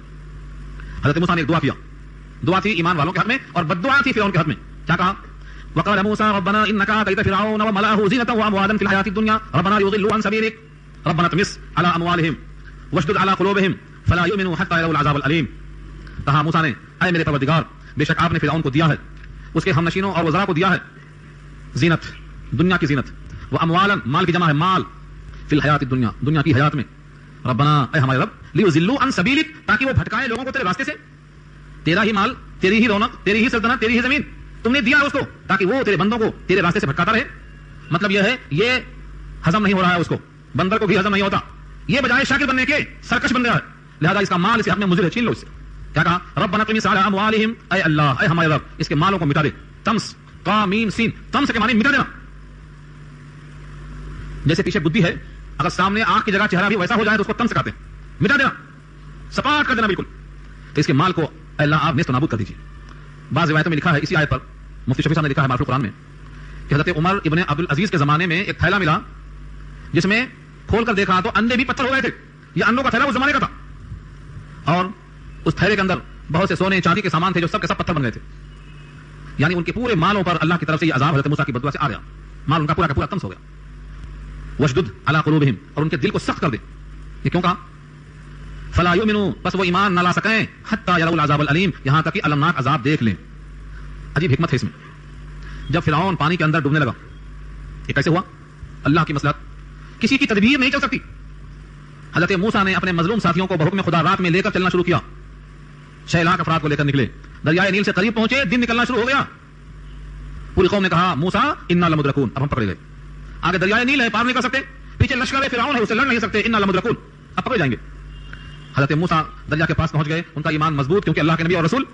اللہ نے کہا موسیٰ دیکھتے کیا ہو, وہی لاٹھی مارو. جیسے ہی لاٹھی مارے راستہ بن گیا, اور ایک نہیں بنا, 12 قبیلے تھے, راستہ 12 بن گیا, ہر قبیلہ پار ہو گیا. دریائے نیل کا پانی کی دیوار بن گیا, سب نکل گئے پار. اب دور سے دیکھتا ہے فرعون, کہتا واہ میری حکومت کا دبدبہ دیکھو, کہ میرا لشکر آ رہا ہے تو دریا نے راستہ بنا دیا, پانی کی دیواریں کھڑی ہو گئی, دیکھو میرا حکم چلتا ہے دریاؤں پر بھی, استقبال ہو رہا ہے. ان کو یہ خبر نہیں کہ یہی غرور تو ہے لے ڈوبنے کے واسطے. پھول بننے کی خوشی میں مسکرائی تھی کلی, کیا خبر تھی یہ تبسم موت کا پیغام ہے, ہنس رہا ہے مستعار. دریا بھی استقبال کر رہا ہے. جیسے اگلے پچھلے پورے اس کے اندر جمع ہو گئے, جو پانی تھا وہی پانی پھر ہو گیا. پانی میں چلنے کی طاقت اللہ نے دی تھی, پانی کو دیوار اللہ نے بنایا تھا, پانی کو پانی پھر اللہ نے کر دیا. یہ سب زمین کے وسائل اللہ کی مشیت کے تابع ہیں, مگر ہم سمجھیں گے کب؟ آج بھی ہوائیں ہماری تائید میں چل سکتی ہیں, آج بھی طوفان نوح پھر سے آ سکتا ہے, آج دنیا کے ظالمین پھر سے غرق ہو سکتے ہیں, لیکن ہم پہلے اسی قلب کے ساتھ اللہ کو پکاریں. جو مظلومیت کی داستان سن چکے ہیں آپ, جب حضور صلی اللہ علیہ وسلم سے مکے والوں نے کہا کہ اللہ کے نبی ہم بہت تھک گئے ہیں, بڑے مظلوم ہیں, بڑے ستائے ہیں, اب ان کے حق میں اللہ سے بدعا کیجیے. نبی پاک دیوار پر ٹیک لگائے ہوئے تھے, خانہ کعبہ کی دیوار کا ٹیک چھوڑ کر بیٹھ گئے. کہا تم ابھی سے گھبرا گئے؟ قسم اللہ کی, تم سے پہلے لوگوں کو اتنا ستایا گیا کہ لوہے کی کنگھیاں بنا کر ان کے جسم میں ڈال کر ایسا کھینچا گیا کہ رگڑے تھے اور پس سے سب پھر گئے, مگر ان کو ان کے دین سے نہیں پھر سکے تھے. یہ مشقتیں, کلفتیں سب عارضی ہیں. جب اللہ سے قربت بڑھ جائے گی تو اللہ کی مدد یقیناً آئے گی. اللہ ان ہواؤں پر آج بھی قادر ہے. پوری قوم دریا کے اندر پہنچ گئی, اور جب دریا کے اندر پہنچ گئی, پانی کی موجیں تھپیڑیں آ گئیں, تو فرعون کہنے لگا کہ اب میں ڈوب رہا ہوں, اب مجھے یقین آیا کہ موسیٰ جس پر ایمان لے آئے وہی اللہ سچا ہے اور میں جھوٹا ہوں. اب کہتا ہے میں اسلام لے آیا, اگر اس وقت کو کلمہ پڑھ لیتا عذاب آنے سے پہلے تو شاید اللہ کی رحمت کو جوش آ جاتا, اور اس ہمیشہ کے سرکشی مجرم کو اس دن بھی معاف کر دیتے. بعض روایتوں میں یہ ہے وشدد علی قلوبہم کا ترجمہ کیا ہے, ان کے دلوں کو سخت کر دے, بس وہ ایمان نہ لا سکیں. حضرت موسیٰ کے یہ سخت الفاظ کی بنیاد پر اس کے دل میں ایمان نہیں آ رہا تھا. اور بعض روایتوں میں یہ ہے کہ اس غرق کے موقع پر ایمان لانا چاہا تو جبریل نے منہ پہ ہاتھ رکھ دیا کہ مردود جہنم میں جانا ہے تجھے. آن اب لایا ایمان, تو فرعون کا ایمان مقبول نہیں. ہاں, قوم یونس کا ایمان مقبول ہے, جو عذاب کے مشاہدے سے پہلے ایمان لے آئے. اس کی بات آگے آ رہی ہے ایک صفحے کے اندر. تو آیت میں جو کہا گیا ہے فلا یؤمنوا, وہ ایمان نہ لائیں, ان کا دل اتنا سخت کر دیجئے ان کے ان گناہوں کی پاداش میں, کیونکہ بنی اسرائیل کے لاکھوں بچوں کو بے گناہ تہتے کیا اس ظالم نے, اس کو تو جہنم میں جانا ہی چاہیے. اور اس نے معصوم بچوں کو ان کی عورتوں سے الگ کر دیا ہے, قتل کر کے پھینک دیا ہے, 1 2 نہیں لاکھوں بچوں کو. تو جب تک وہ عذاب علیم دیکھ لیں ایمان نہیں لائیں گے. ان کی دعا مقبول. قال قد اجیبت دعوتکما, اللہ نے کہا تاکہ قبول کر لی گئی تم دونوں کی دعا. فاستقیما, لیکن تم دونوں قائم رہو اپنے اپنے کام پر. یہ کیوں کہا؟ دعا تو قبول ہو گئی تھی, جب موسیٰ نے دعا کی تھی جبھی قبول ہو گئی تھی, لیکن دعا کی قبولیت کا نتیجہ 40 سال کے بعد ظاہر ہوا. کہیں جلد بازی میں سوچو ہم نے دعا کی تھی قبول نہیں ہوئی, قبول ہو گئی لیکن ظاہر ہوگی 40 سال کے بعد. جیسے یوسف علیہ السلام کے والد یعقوب نے تعبیر دیا تھا, یوسف نے خواب دیکھا تھا مجھے 11 ستارے سجدہ کر رہے ہیں سورج چاند کے ساتھ, اس خواب کی تعبیر کب پوری ہوئی؟ 40 سال کے بعد. تو جب خواب کی تعبیر 40 سال کے بعد ہو سکتی ہے تو دعا کی قبولیت بھی 40 سال میں ہو رہی ہے. تو کیا تعجب ہے؟ ہم اور آپ ہوتے تو بولتے ہیں میں بہت دن سے مانگ رہا ہوں مجھ سے دعا کر رہا ہوں, نہیں قبول ہو رہی. جناب علی کوئی اور دروازہ ہے؟ اگر کوئی اور دروازہ کھٹکا لانے کا ہے تو یہاں سے مایوس ہو جا کے لو, لیکن مومن کا دروازہ ایک ہی ہے. ہمارا رب تو ایک ہی رب ہے. کسی حال میں ہمیں وہی دستک دینا ہے, کسی حال میں ہمیں وہی پڑے رہنا ہے. ہماری چلے یا نہ چلے, ہماری بات مانی جائے یا نہ مانی جائے, ہمارا تو در وہی رہے گا. اس لیے مایوسی کا سوال ہی پیدا نہیں ہوتا. 40 سال نہیں, جب تک نہ دعا قبول ہو جائے ہمیں سب اٹھانا نہیں ہے وہاں سے. جلدی نہیں کرنا. بندے کی دعا قبول ہو جاتی ہے جب تک کہ وہ جلدی نہ کرے. یعنی یوں کہنا شروع کر دے بھائی میں کیا دعا کروں, مجھے تو لگتی نہیں, مجھے صاحب مجھے تو لگتی نہیں, تم دعا کر دو میرے واسطے. کوئی دل جلا عاشق کہتا ہے مانگا کریں گے اب سے دعا ہجر یار کی, مانگا کریں گے اب سے دعا ہجر یار کی. آخر تو دشمنی ہے دعا کو اثر کے ساتھ. جو مانگتا ہوں اس کا الٹا ہوتا. معشوق کو مانگتا ہوں اور بھاگتی مجھ سے, الٹا مانگیں گے دعا. دوسرا کہتا ہے سب کچھ خدا سے مانگ لیا, تجھ کو مانگ کر اٹھتے نہیں ہاتھ میرے اس دعا کے بعد. تو یہ سب شاعرانہ تخیل ہے. ایک ہی در ہے اور ایک ہی سر ہے. یہ سر وہاں سے ہٹنا نہیں ہے, چاہے 40 سال لگے چاہے کتنے ہی سال لگے. اگر بندے سے رضامندی کا فیصلہ ہو گیا ہے تو یہیں سے ہوگا, اور نہیں ہوا ہے تو بھی یہیں سے ہوگا. تقدیر یہیں سے سنورتی ہے, کوئی اور نہیں ہے گناہوں پر قلم معافی کا پھیرنے والا. اس لیے بندے کو مایوس ہونا نہیں چاہیے. اللہ نے کہا ہے لا تیأسوا من روح اللہ, اللہ کی رحمت سے مایوس نہ ہو. لا تقنطوا من رحمت اللہ, اللہ کی امید سے مایوس مت ہو. حکم دیا ہے, اس لیے مایوسی جائز نہیں ہے. تو ان دونوں کی دعا قبول ہو گئی, لیکن نتیجہ 40 سال کے بعد. اس لیے حکم دیا فاستقیما, ڈٹے رہو, کہیں بیزار ہو کے ہٹ جاؤ گے جگہ سے. ولا تتبعانی, اور مت اتباع کرنا سبیل الذین لا یعلمون, ان کے راستے کی جو نہیں جانتے ہیں کچھ بھی, ان کی بات نہیں ماننا. اب یہاں سے کیا ہوا؟ وجاوزنا ببنی اسرائیل البحر, اور تجاوز کر دیا یعنی پار کرا دیا ہم نے بنی اسرائیل کو البحر, سمندر پار ہو گئے. فاتبعهم فرعون, پیچھا کیا ان کا فرعون نے, وجنودہ, اس کے لشکر نے, بغیاً, بغیاً کے معنی ضد کی وجہ سے, وعدواً, عداوت کی وجہ سے, بغیاً وعدوا, سرکشی, ظلم و زیادتی اس کی فطرت تھی. اگر کچھ لوگ جا رہے ہیں تو تمہارا کیا بگاڑ رہے ہیں؟ کیا ان کو اپنی جان کا مالک نہیں سمجھتے؟ وہ تمہارے شر سے بچنے کو اگر جا رہے ہیں تو جانے دو.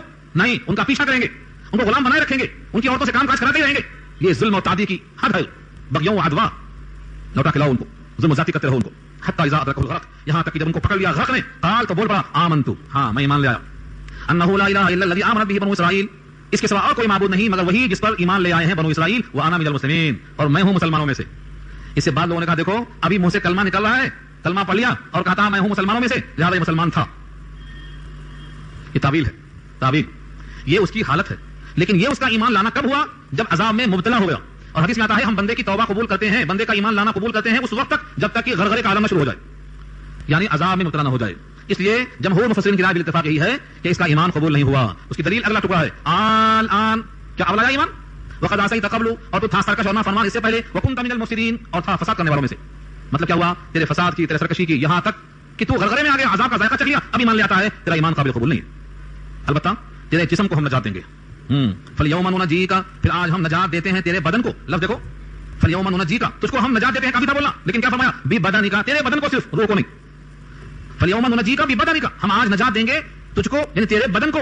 لفظ بدن یہاں اللہ نے, بدن مانے جسم. مصر کے عجائب خانے میں آج بھی اس کی لاش موجود ہے عبرت کی نظر دیکھنے کے لیے. یہ فرعون نمبر 8 تھا, 8 فرعون, ایک کے بعد دیکھے. مصر کے ہر بادشاہ کو فرعون کہتے تھے, یہ 8واں نمبر تھا, اس کی لاش موجود ہے. ایک صاحب ہیں سعید آرکیٹیکٹ یہاں حیدرآباد کے, انہوں نے سیڑھی بنایا تھا پوری دنیا کی تمام چیزوں کی. وہ سیڑھی لے کر یہاں آئے تھے, اس کو میں نے بھی دیکھا, فرعون کے اس خاکے کو, اس کا سر ہی وہ پڑا. تو نجات دیا ہم نے کس کو؟ ببدنک, تیری لاش کو. لتکون لمن خلفک آیا, تاکہ ہو جائے تو ان تمام کے لیے عبرت, خلفک, تیرے بعد میں آنے والوں کے لیے آیت, نشانی بن جا. وان کثیرا من الناس, اور بہت سے لوگ ہیں لوگوں میں سے, ان آیاتنا لغافلون, جو غافل ہیں ہماری نشانیوں سے, یعنی ان کی توجہ نہیں جاتی اس طرف. تو اس کا بدن نجات پایا, اس کی لاش موجود ہے, اس کی روح پر عذاب ہے. جیسے ہی پانی میں غرق ہوا, کہاں نکلا؟ سورہ نوح پارہ 29 اللہ فرماتے ہیں اغرقوا فادخلوا نارا, پانی میں غرق ہوا, آگ میں نکلا. دونوں پاسٹ ٹینس ہے, اغرقوا پاسٹ ٹینس ہے, ماضی ہے, فادخلوا نارا, اور داخل کیا گیا آگ میں. اس کی روح تو آگ میں ہے, اور روزانہ صبح شام اس پر آگ پیش ہوتی ہے, اور قیامت میں حکم ہو جائے گا جہنم میں داخلے کا. سورہ مومن پارہ 24 اللہ فرماتے ہیں النار یعرضون علیہا غدوا وعشیا ویوم تقوم الساعہ ادخلوا آل فرعون اشد العذاب. سخت عذاب ہوگا آخرت کے دن, اور اب صبح شام آگ پیش ہوتی ہے. لہذا جسم کے نجات سے یہ مت سمجھو کہ اس کا ایمان قبول ہو گیا اور روح پر عذاب نہیں ہوتا. یہیں سے بات معلوم ہوئی کہ عذاب روح پہ ہوتا ہے, جسم اس کے تابع ہوتا ہے. ولقد بوأنا بني إسرائيل مبوأ صدق ورزقناهم من الطيبات فما اختلفوا حتى جاءهم العلم إن ربك يقضي بينهم يوم القيامة فيما كانوا فيه يختلفون فإن كنت في شك مما أنزلنا إليك فاسأل الذين يقرؤون الكتاب من قبلك لقد جاءك الحق من ربك فلا تكونن من الممترين إلى آخر الآية. ولقد بوأنا, اور البتہ تحقیق جگہ دی ہم نے, بنی اسرائیل کو مبوء صدق, پسندیدہ جگہ, سچی جگہ, ورزقناهم من الطیبات, اور رزق دیا ہم نے ان کو پاکیزہ چیزوں سے. فما اختلفوا, سو انہوں نے اختلاف نہیں کیا, حتی جاءهم العلم, یہاں تک کہ ان کے پاس آیا علم. ان ربک یقضی بینہم، بے شک آپ کا رب فیصلہ کرے گا ان کے درمیان یوم القیامت، قیامت کے دن، فیما کانوا فیہ یختلفون، جس بات میں وہ اختلاف کیا کرتے تھے. فإن كنت في شک، سو اگر آپ کو شک ہے، اگر آپ شک میں ہیں، مما انزلنا، اس چیز کے بارے میں جو ہم نے اتارا ہے، الیک، آپ کی طرف، فاسأل، تو آپ پوچھ لیجیے، الذین یقرؤون الکتاب، جو کتاب پڑھتے ہیں، من قبلک، آپ سے پہلے، لقد جاءک الحق من ربک، تحقیقی آیا حق آپ کے رب کی طرف سے، فلا تکونن من الممترین، سو آپ ہرگز مت ہو جائیے شک کرنے والوں میں سے، ولا تکونن من الذین کذبوا بآیات اللہ فتکون من الخاسرین، اور مت ہو ان میں جنہوں نے جھٹلایا اللہ کی باتوں کو، پھر تو ہو جائے گا خسارہ والوں میں سے. ان الذین حقت علیہم کلمۃ ربک لا یؤمنون، بے شک وہ لوگ جن پر ثابت ہو چکی ہے بات آپ کے رب کے کلمات کہ وہ ایمان نہیں لائیں گے. ولو جاءتهم كل آیۃ حتى يروا العذاب الألیم، اور اگر آئے ان کے پاس ہر نشانی یہاں تک کہ وہ دیکھ لیں عذاب علیم کو. فلولا كانت قرية آمنت فنفعها إيمانها إلا قوم يونس لما آمنوا كشفنا عنهم عذاب الخزي في الحياة الدنيا ومتعناهم إلى حين. سکون ہوئی کوئی بستی، فلولا كانت قرية، بس کیوں نہ ہوئی کوئی بستی، آمنت کہ وہ ایمان لے آتی، فنفعها إيمانها، بس نفع دیتا اس کو اس کا ایمان لانا، إلا قوم يونس، سوائے قوم یونس کے. لما آمنوا، جب وہ ایمان لے آئے، کشفنا عنهم، تو دور کر دیا ہم نے ان سے، عذاب الخزي، ذلت کا عذاب، في الحياة الدنيا، دنیا کی حیات میں، ومتعناهم إلى حين، اور فائدہ اٹھانے کا موقع دیا ہم نے ان کو ایک وقت مقرر تھا. ولو شاء ربك لآمن من في الأرض كلهم جميعا، اور اگر چاہتا آپ کا رب تو ایمان لے آتے وہ تمام لوگ جو زمین میں ہیں سب کے سب. أفأنت تكره الناس، کیا بس تو لوگوں پر زبردستی کرے گا، تكره الناس، لوگوں کو مجبور کرے گا، حتى يكونوا مؤمنين، کہ وہ ہو جائیں ایمان والے. وما كان لنفس أن تؤمن إلا بإذن الله، اور کسی سے نہیں ہو سکتا، کسی نفس کے واسطے مناسب نہیں کہ وہ ایمان لے آئے، إلا بإذن الله، مگر اللہ کے حکم سے. ويجعل الرجس على الذين لا يعقلون، اور وہ ڈالتا ہے گندگی ان پر جو نہیں سوچتے، تعقل نہیں کرتے. قل انظروا ماذا في السماوات والأرض، کہہ دو دیکھو تو صحیح کیا ہے آسمانوں میں اور زمین میں. وما تغني الآيات والنذر عن قوم لا يؤمنون، وما تغنی، اور غنا نہیں دیتی، یعنی کام نہیں آتی، آیتیں اور ڈرانے والی باتیں یا ڈرانے والے پیغمبر، عن قوم، ایسی قوم سے، لا یؤمنون، جو ایمان نہیں لاتے. فهل ينتظرون، تو کیا وہ انتظار کرتے ہیں، الا مثل ایام الذین خلوا من قبلهم، مگر ان جیسے دنوں کی جو گزرے ہیں ان سے پہلے. قل، آپ کہہ دیجیے، فانتظروا انی معکم من المنتظرین، تو انتظار کرو، بے شک میں بھی ہوں تمہارے ساتھ انتظار کرنے والوں میں. ثم ننجی رسولنا، پھر بچا لیتے ہیں ہم ہمارے رسولوں کو، والذین آمنوا، اور ایمان والوں کو، کذالک، اسی طرح، حقا علینا، ہم پر ہمارے ذمہ ہے، ننجی المؤمنین، کہ ہم بچا لیں گے ایمان والوں کو.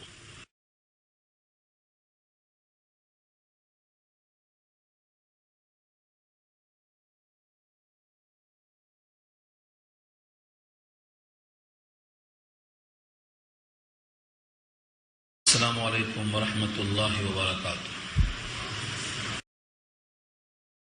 والصلاة والسلام علی من لا نبی بعدہ، اما بعد، فاعوذ باللہ من الشیطان الرجیم، بسم اللہ الرحمن الرحیم. قل یا ایھا الناس، کہہ دو اے لوگو، ان کنتم فی شک من دینی، اگر تم شک میں ہو میرے دین سے، میرے دین کے بارے میں اگر تم کو شک ہے، فلا اعبد، تو میں عبادت نہیں کرتا، الذین تعبدون من دون اللہ، جن کی تم عبادت کرتے ہو اللہ کے سوا، ولکن، اور لیکن، اعبد اللہ، میں عبادت کرتا ہوں اللہ کی، الذی یتوفاکم، جو کھینچ لیتا ہے تم کو، تمہاری وفات ہوتی ہے جس ذریعے. وامرت، اور مجھ کو حکم دیا گیا، ان اکون من المؤمنین، کہ میں رہوں ایمان والوں میں سے. میں آپ کے لیے توجہ طلب اور درس عبرت کہاں سے نکل سکتا ہے؟ دیکھیے، میں عبادت نہیں کروں گا، عبادت سے مراد صرف نماز ہے یا صرف زکات ہے یا صرف حج ہے، کیا ہے؟ جن کی تم عبادت کرتے ہو میں نہیں کروں گا، اور میں اللہ کی عبادت کرتا ہوں اور کروں گا. عبادت سے مراد آپ نے کیا لیا، آپ کے ذہن میں کیا آیا؟ کچھ لوگ سمجھتے ہیں کہ صرف نماز مراد ہے، یہ غلط ہے. نماز بھی عبادت ہے، نماز ہی عبادت ہے نہیں، نماز بھی عبادت ہے، روزہ بھی عبادت ہے، تلاوت بھی عبادت ہے، حج بھی عبادت ہے، زکات بھی عبادت ہے، ماں باپ کی اطاعت بھی عبادت ہے، بیوی کے ساتھ حسن سلوک کرنا بھی عبادت ہے، بچوں کی تربیت کرنا بھی عبادت ہے. تو ایک عبادت صرف نماز نہیں ہے، پھر کیا مطلب ہوگا اس کا؟ یعنی اللہ کی میں عبادت کرتا ہوں اور تم جس کی عبادت کرتے ہو اس کی نہیں کرتا ہوں، یعنی اللہ کے احکامات مانتا ہوں اور کسی کے نہیں مانتا ہوں.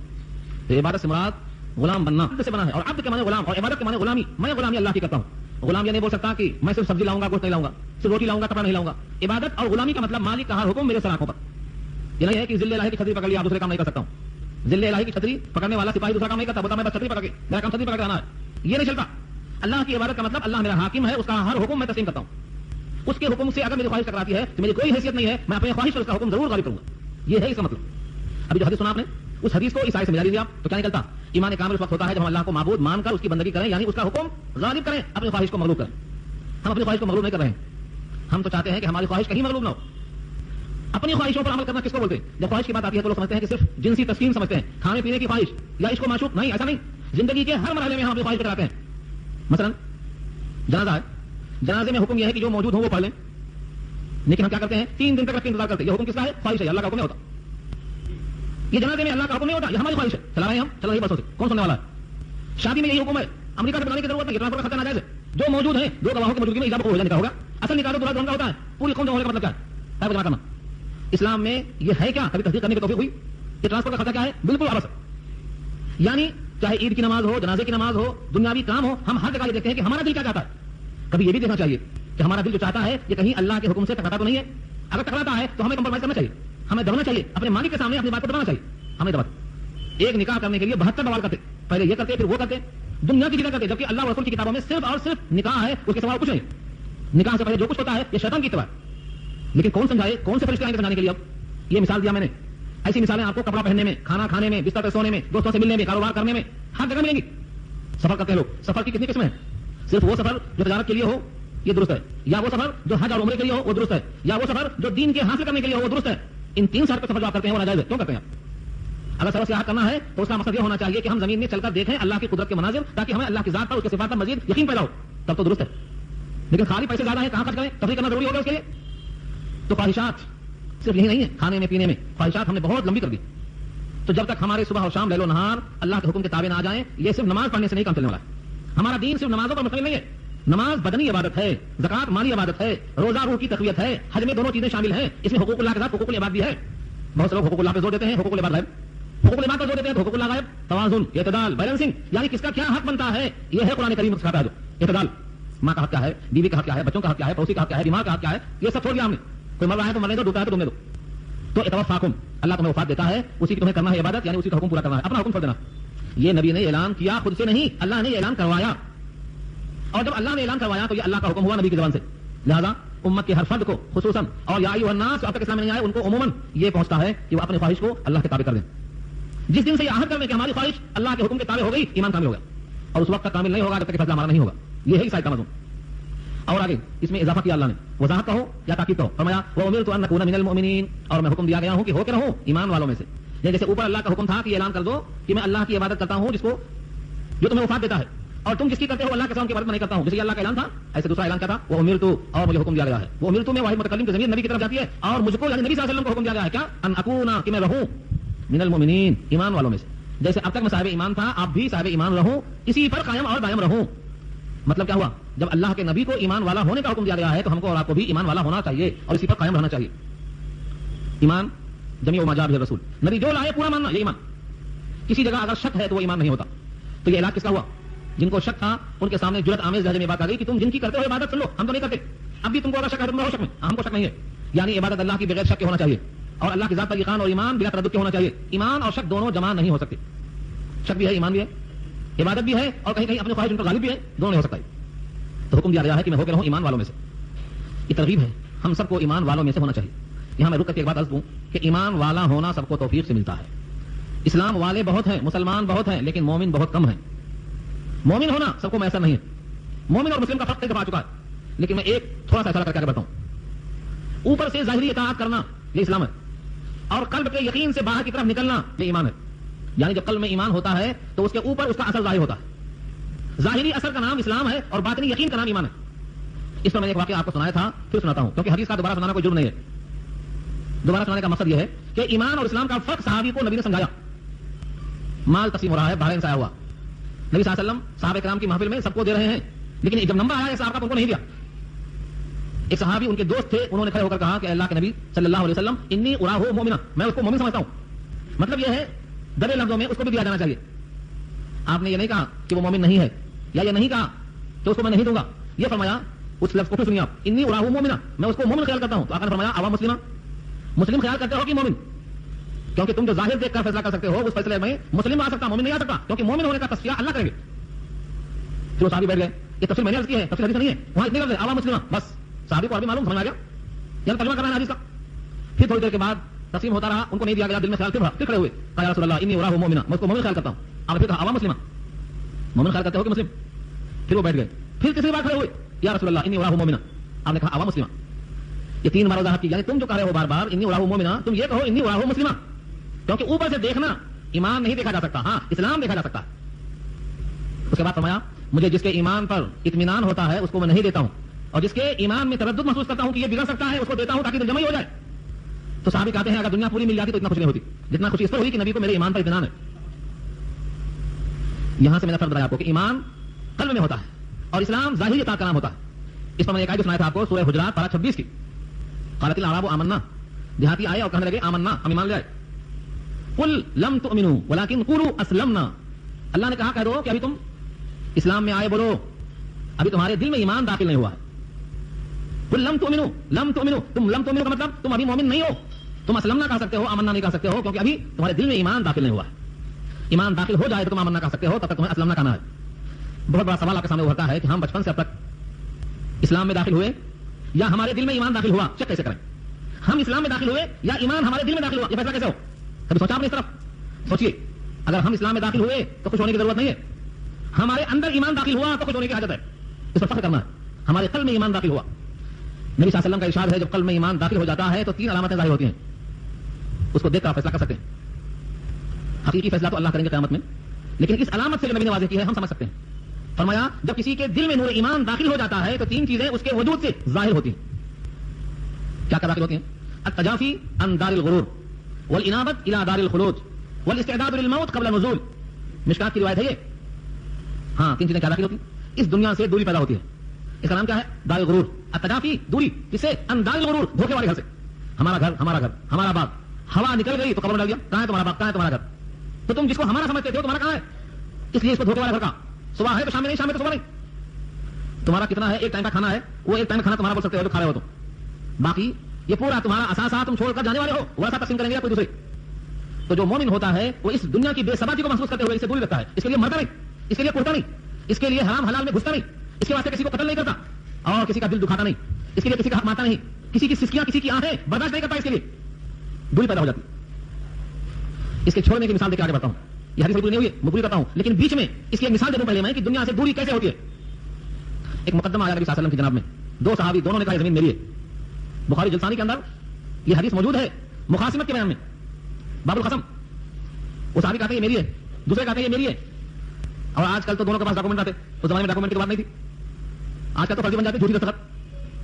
اللہ نبی صلی اللہ علیہ وسلم نے صحابہ کرام کو کیسا سنوارا تھا, ان کی فکر کو کیسا بنایا تھا, ان کا ذہن اور ان کا دل اور ان کا دماغ کیسا تیار کیا تھا. میں اس کی مثال دیتا ہوں آپ کو. اس کے بعد آپ نے گواہوں کو طلب نہیں کیا, کہا ایک بات میری سن لو, پھر جس کو جو ثبوت دینا دو. دونوں فریق پہلے میری ایک بات سن لو. میں بحیثیت نبی کے, بحیثیت قاضی کے, بحیثیت جج کے, جس کی بات زیادہ اچھی لگے گی اس کا فیصلہ کر دوں گا, دلائل دے کر, ثبوت دے کر, کسی کی چرب زبانی کسی کی لسانی کو دے کر. لیکن حقیقت میں یہ 2 میں سے ایک ہی ہے, دونوں کی تو نہیں ہے. تو جب میں کسی کے حق میں فیصلہ کر دوں اور حقیقت میں وہ اس کی نہ ہو تو میرے فیصلہ کر دینے سے تم اس کو حلال مت سمجھ لینا. میں نے تم کو زمین نہیں دیا, تم کو میں نے جہنم دیا ہے, چاہے تو لینا چاہے تو لینا. یعنی اگر نبی بھی فیصلہ کر دے حقیقت میں اس کی نہ ہو تو وہ زمین نہیں دیا ہوں, میں نے تم کو جہنم دیا ہوں. یہ سن کر دونوں صحابی رونے لگے اور دونوں نے کہا کہ میری نہیں ہے. دونوں نے کہا کہ میری نہیں ہے. آپ کیا کرتے کر لیجیے. یہ ہے مقدمہ اور یہ ہے صحابہ کا دل. آج صحابہ پر لوگ اعتراض کرنا بہت آسان سمجھتے ہیں. ایسا ہے کوئی نمونہ آپ کے پاس؟ تو قرآن یہ کہتا ہے کہ صحابہ کرام کو اللہ نے تقویٰ دیا تھا اور تقوی کے لائق تھے, وہ تقوی کے اہل تھے, وہ الزمہم کلمۃ التقویٰ وکانوا احق بها واہلھا. یہ ہے دونوں نے چھوڑ دیا. جب نور ایمان دل میں داخل ہوتا ہے تو دنیا سے جو دار غرور ہے دوری ایسا پیدا ہوتی ہے کہ اس جنت میں کیوں بتائیں, اس کو لے کر جہنم کا شبہ کیوں پیدا کریں اپنے لیے. کیونکہ مال مشتبہ سے اور مال حرام سے جو خون بنے گا اس کا انجام تو جہنم ہی ہوگا. دوسری صفت کیا ہے؟ الانابت الی دار الخلود. جو گھر ہمیشہ والا ہے اس گھر کی طرف لو لگ جاتی ہے. انابت کے معنی لو لگنا. چلتے پھرتے سوچتا ہے میرا گھر جنت میں چھوٹا ہے کہ بڑا ہے, میرا جنت میں گھر ہے تو کدھر ہے. حضرت عمر نے گھر دیکھ لیا, بی بی آسیہ نے گھر دیکھ لیا. جنت والا گھر آخر مجھے کس بنیاد پہ ملے گا, میرا کون سا عمل جو پیش کیا جا سکتا ہے. بس لو لگی رہتی ہے نمازوں میں, باتوں میں, چلتے پھرتے, سوتے جاگتے, شب و روز جہاں گزرتے اسی دھن میں گزرتے کہ میرا وہ گھر چھوڑنے نہ پائے. یہ انابت, رجوع, لو لگنا جسے بولتے ہیں آپ. اور تیسری صفت بتایا اللہ کے نبی نے, الاستعداد للموت قبل النزول. تیاری موت کی, موت کے آنے سے پہلے. یہ سوچ لیتا ہے کہ مرنا تو ہے لیکن ایسا مرو کہ میرا بندھن کھل جائے تو فرشتہ دعوت دے کے چلیے رب راضی ہے تم بھی رب راضی ہو. ایسا نہ ہو کہ یہی غصہ ہو, یہی غضبناک ہو, ورنہ شتات نشتا بندھن کی طرح کھل جائے, اس کو جسم میں غرق ہونے کی نوبت نہ آئے. تو یہ 3 صفتیں کس کی ہیں؟ جب قلب میں نور ایمان داخل ہوتا ہے تو یہ کیسے تاری ہوتی ہے. اب آپ اپنا فیصلہ خود کر لے سکتے ہیں اور جہاں تک چاہے یہ پیغام میرا عام کر سکتے ہیں. میرا پیغام کیا ہے میں تو ترجمہ کر رہا ہوں. اللہ و رسول کا یہ پیغام ہے, اردو میں نہیں ہے, عربی میں ہے. میں صرف آپ کی زبان میں اس کو لا رہا ہوں. آپ بخاری دیکھ سکتے ہیں, قرآن کھول کے دیکھ سکتے ہیں, مشکات کھول کے دیکھ سکتے ہیں. جس ذات اقدس میں آپ کا ایمان ہے ان کے اخبار نقل کر رہا ہوں. تو قرآن کریم کی ان آیتوں سے معلوم کیا ہوا؟ 3 صفتیں پیدا ہوتی ہیں نور ایمان کی. اور نور ایمان جب دل میں داخل ہوتا ہے یہ کیفیت پیدا ہوتی ہے. اگر یہ کیفیت ہمارے اندر ہے تو نور ایمان سمجھ لو ہے, اور یہ کیفیت ابھی کم ہے تو نور ایمان بھی کم ہے. اس کی تکمیل کرنا پڑے گا. تکمیل قرآن کریم کی تلاوت سے ہوتی ہے. اذا تلیت علیہم آیاتہ زادتہم ایمانا, ایمان بڑھتا. تو یہاں حکم کیا تھا؟ وامرت ان اکون من المؤمنین, مجھے حکم دیا گیا ہے کہ میں ہو جاؤں ایمان والوں میں سے. وان اقیم وجہک للدین حنیفا, اور یہ بھی حکم دیا گیا ہوں کہ قائم کر دو اپنا چہرہ. وجہ کا معنی چہرہ, ذات, وجود, آپ کا نفس, آپ کی جسامت, آپ کا قد و قامت, یہ وجہ کا مراد دیا. وان اقیم, اور یہ کہ اپنے آپ کو, اپنے ذات کو قائم کر دو. کس کے لیے؟ للدین, دین کے لیے. یعنی کھڑے ہو جاؤ اپنی ذات کو لے کر دین کے لیے. حنیفن, حنیف بارہا آئے گا, پیچھے آ چکا ہے, پھر سن لو ایک مرتبہ. حنیف کے معنی آتے ہیں سارے ادیان سے کٹ کر ایک دین کی طرف متوجہ ہونا، ساری خدائی سے کٹ کر ایک اللہ کی طرف متوجہ ہونا، اس کو حنیف کہا جاتا ہے. اسی واسطے حضرت ابراہیم کو حنیف بھی کہا. ابراہیم کا لقب حنیف کیوں ہے؟ کیونکہ وہ سب سے کٹ گئے، یہاں تک کہ اپنا شہر چھوڑ دیا، اپنے ماں باپ کو چھوڑ دیا، اپنے بادشاہ کو چھوڑ دیا، ایک اللہ کی طرف نکل پڑے، تو وہ حنیف تھے. یہاں حنیف کا ترجمہ کیا ہوگا؟ اپنے آپ کو دین کے لیے قائم کرنے میں یکسو ہو جاؤ، کسی اور کی طرف جھکاؤ نہ ہو، تھوڑا ادھر بھی تھوڑا ادھر بھی، نیمے برو وہ بھی صحیح یہ بھی صحیح نہیں، یکسو ہو جاؤ، متوجہ ہو جاؤ، خالص کرو اس کے واسطے دین کو. اس خالص کے چیک کرنے کا پیمانہ کیا ہے؟ اللہ نے اسی جملے کو نیگیٹو رکھ دیا فوراً، وَأَنْ أَقِيمُوا وَجْهَكَ لِلدِّينِ حَنِيفًا وَلَا تَكُونَنَّ مِنَ الْمُشْرِكِينَ، اور مت ہو جاؤ شرک کرنے والوں میں سے. یعنی اگر تم شرک کرنے والوں میں سے ہو تو گویا تم نے یکسو ہو کر دین کو قبول نہیں کیا، ابھی تم حنیف نہیں ہوئے. حنیف ہونے کے لیے شرط کیا ہے؟ کہ تمہارے اندر ذرہ برابر شرک نہ آئے. ہم اپنے آپ کو شرک سے کیسے بچائیں؟ اور تم مت ہو جاؤ مشرکوں میں سے. کیا بتوں کو سامنے رکھ کر جو سجدہ کرتے ہیں وہی مشرک ہیں؟ باقی سب کے سب مومن ہیں؟ پھر منافق مومن کیوں تھے؟ منافقوں کو جہنم کا حصہ کیوں دیا گیا؟ منافق تو بتوں کی پوجا نہیں کرتے تھے نا، پھر مشرکوں سے بدتر کیوں؟ جہنم کا نچلا حصہ منافقوں کے واسطے کیوں؟ ایسا نہیں ہے کہ جو بھی بتوں کی پوجا نہیں کرتا وہ مومن ہی ہوتا ہے. بہت سے لوگ مومن ہوتے ہیں لیکن مشرک ہوتے ہیں. یعنی سورہ یوسف 13واں پارہ بالکل آخری رکوع ہے سورہ یوسف کا، وما یؤمن اکثرهم باللہ الا وهم مشرکون. ان میں سے اکثر لوگ اللہ پر ایمان لاتے ہیں مگر اس حال میں کہ وہ شرک بھی کرتے رہتے ہیں. وما یؤمن اکثرهم باللہ الا وهم مشرکون. معلوم کیا ہوا؟ بہت سے ایسے مومن ہیں ان میں سے ایمان لانے کے باوجود شرک والے بھی رہتے ہیں، وہ شرک بھی کرتے ہیں، ایمان کا دعویٰ بھی کرتے ہیں. یہ اللہ کو پسند نہیں. یہاں حکم کیا ہے؟ یکسو ہو جا دین کے لیے اور شرک ذرہ برابر نہ ہونے پر. ہوتا کیا ہے؟ وہ مومن بھی ہے، مشرک بھی. اور اگر ترازو میں تول کر دیکھا جائے تو اللہ جس کو بچائے وہی بچ سکتا ہے، دوسرا کوئی نہیں بچ سکتا. حضرت یوسف نے کہا تھا وما ابرئ نفسی ان النفس لامارۃ بالسوء الا ما رحم ربی. میرے رب کا رحم ہے ورنہ میں اپنے نفس کی برابر بیان نہیں کر سکتا. نفس امارہ برائی کا حکم دیتا. حضرت شاہ ولی اللہ دہلوی نے اپنی کتاب حجت اللہ البالغہ میں ایک تشریح کی ہے عجیب و غریب انداز سے. شریعت کے اسرار اور رموز پڑھنا ہے تو کتاب کو پڑھنا. شریعت کے اسرار اور رموز، باریکیاں، لطافتیں اعلیٰ درجے کی سمجھنا ہے. ہندوستان کے سارے علماء کے سردار تھے وہ، ان سے ہی علم منتقل ہوا ہندوستان میں. انہوں نے لکھا ہے اس کتاب کے اندر کہ ہر معصیت شرک کے نتیجے میں ہوتی ہے. اب اس کی مثال دیتا ہوں. ایک آدمی زنا کرتا ہے، زنا شرک تو نہیں ہے لیکن بوقت زنا اس کا ایمان نکل جاتا ہے. کیوں نکل جاتا ہے؟ کیونکہ اللہ نے کہا ہے کہ یہ مت کر اور نفس کہتا ہے کہ یہ کر، اور اس وقت میں اس نے اللہ کا حکم چھوڑ کر اپنے نفس کا حکم پورا کیا. تو حکم میں دو حاکم تھے، ایک نفس اور ایک اللہ. اس نے اس موقع پر اس حاکم کا حکم ٹھکرا کر اس حاکم کا حکم تسلیم کر لیا. یہ ہے حکم میں شرک. اس کا نام ہے شرک فی الحکم. یہ معصیت ہے لیکن معصیت میں شرک اس طرح آیا. اللہ کی محبت سب سے زیادہ ہونا چاہیے، اس کے دل میں مال کی محبت سب سے زیادہ ہے، تبھی تو حرام جمع کر لیتا. کہا یہ شرک فی محبت ہے. مال کی محبت سے زیادہ اللہ کی محبت ہونا چاہیے، والذین آمنوا اشد حبا للہ کا اللہ نے. لیکن اس کے دل میں مال کی محبت سے زیادہ اللہ کی محبت نہیں ہے، اسی لیے اللہ کا حکم توڑ کر حرام مال کو جمع کر لیتا.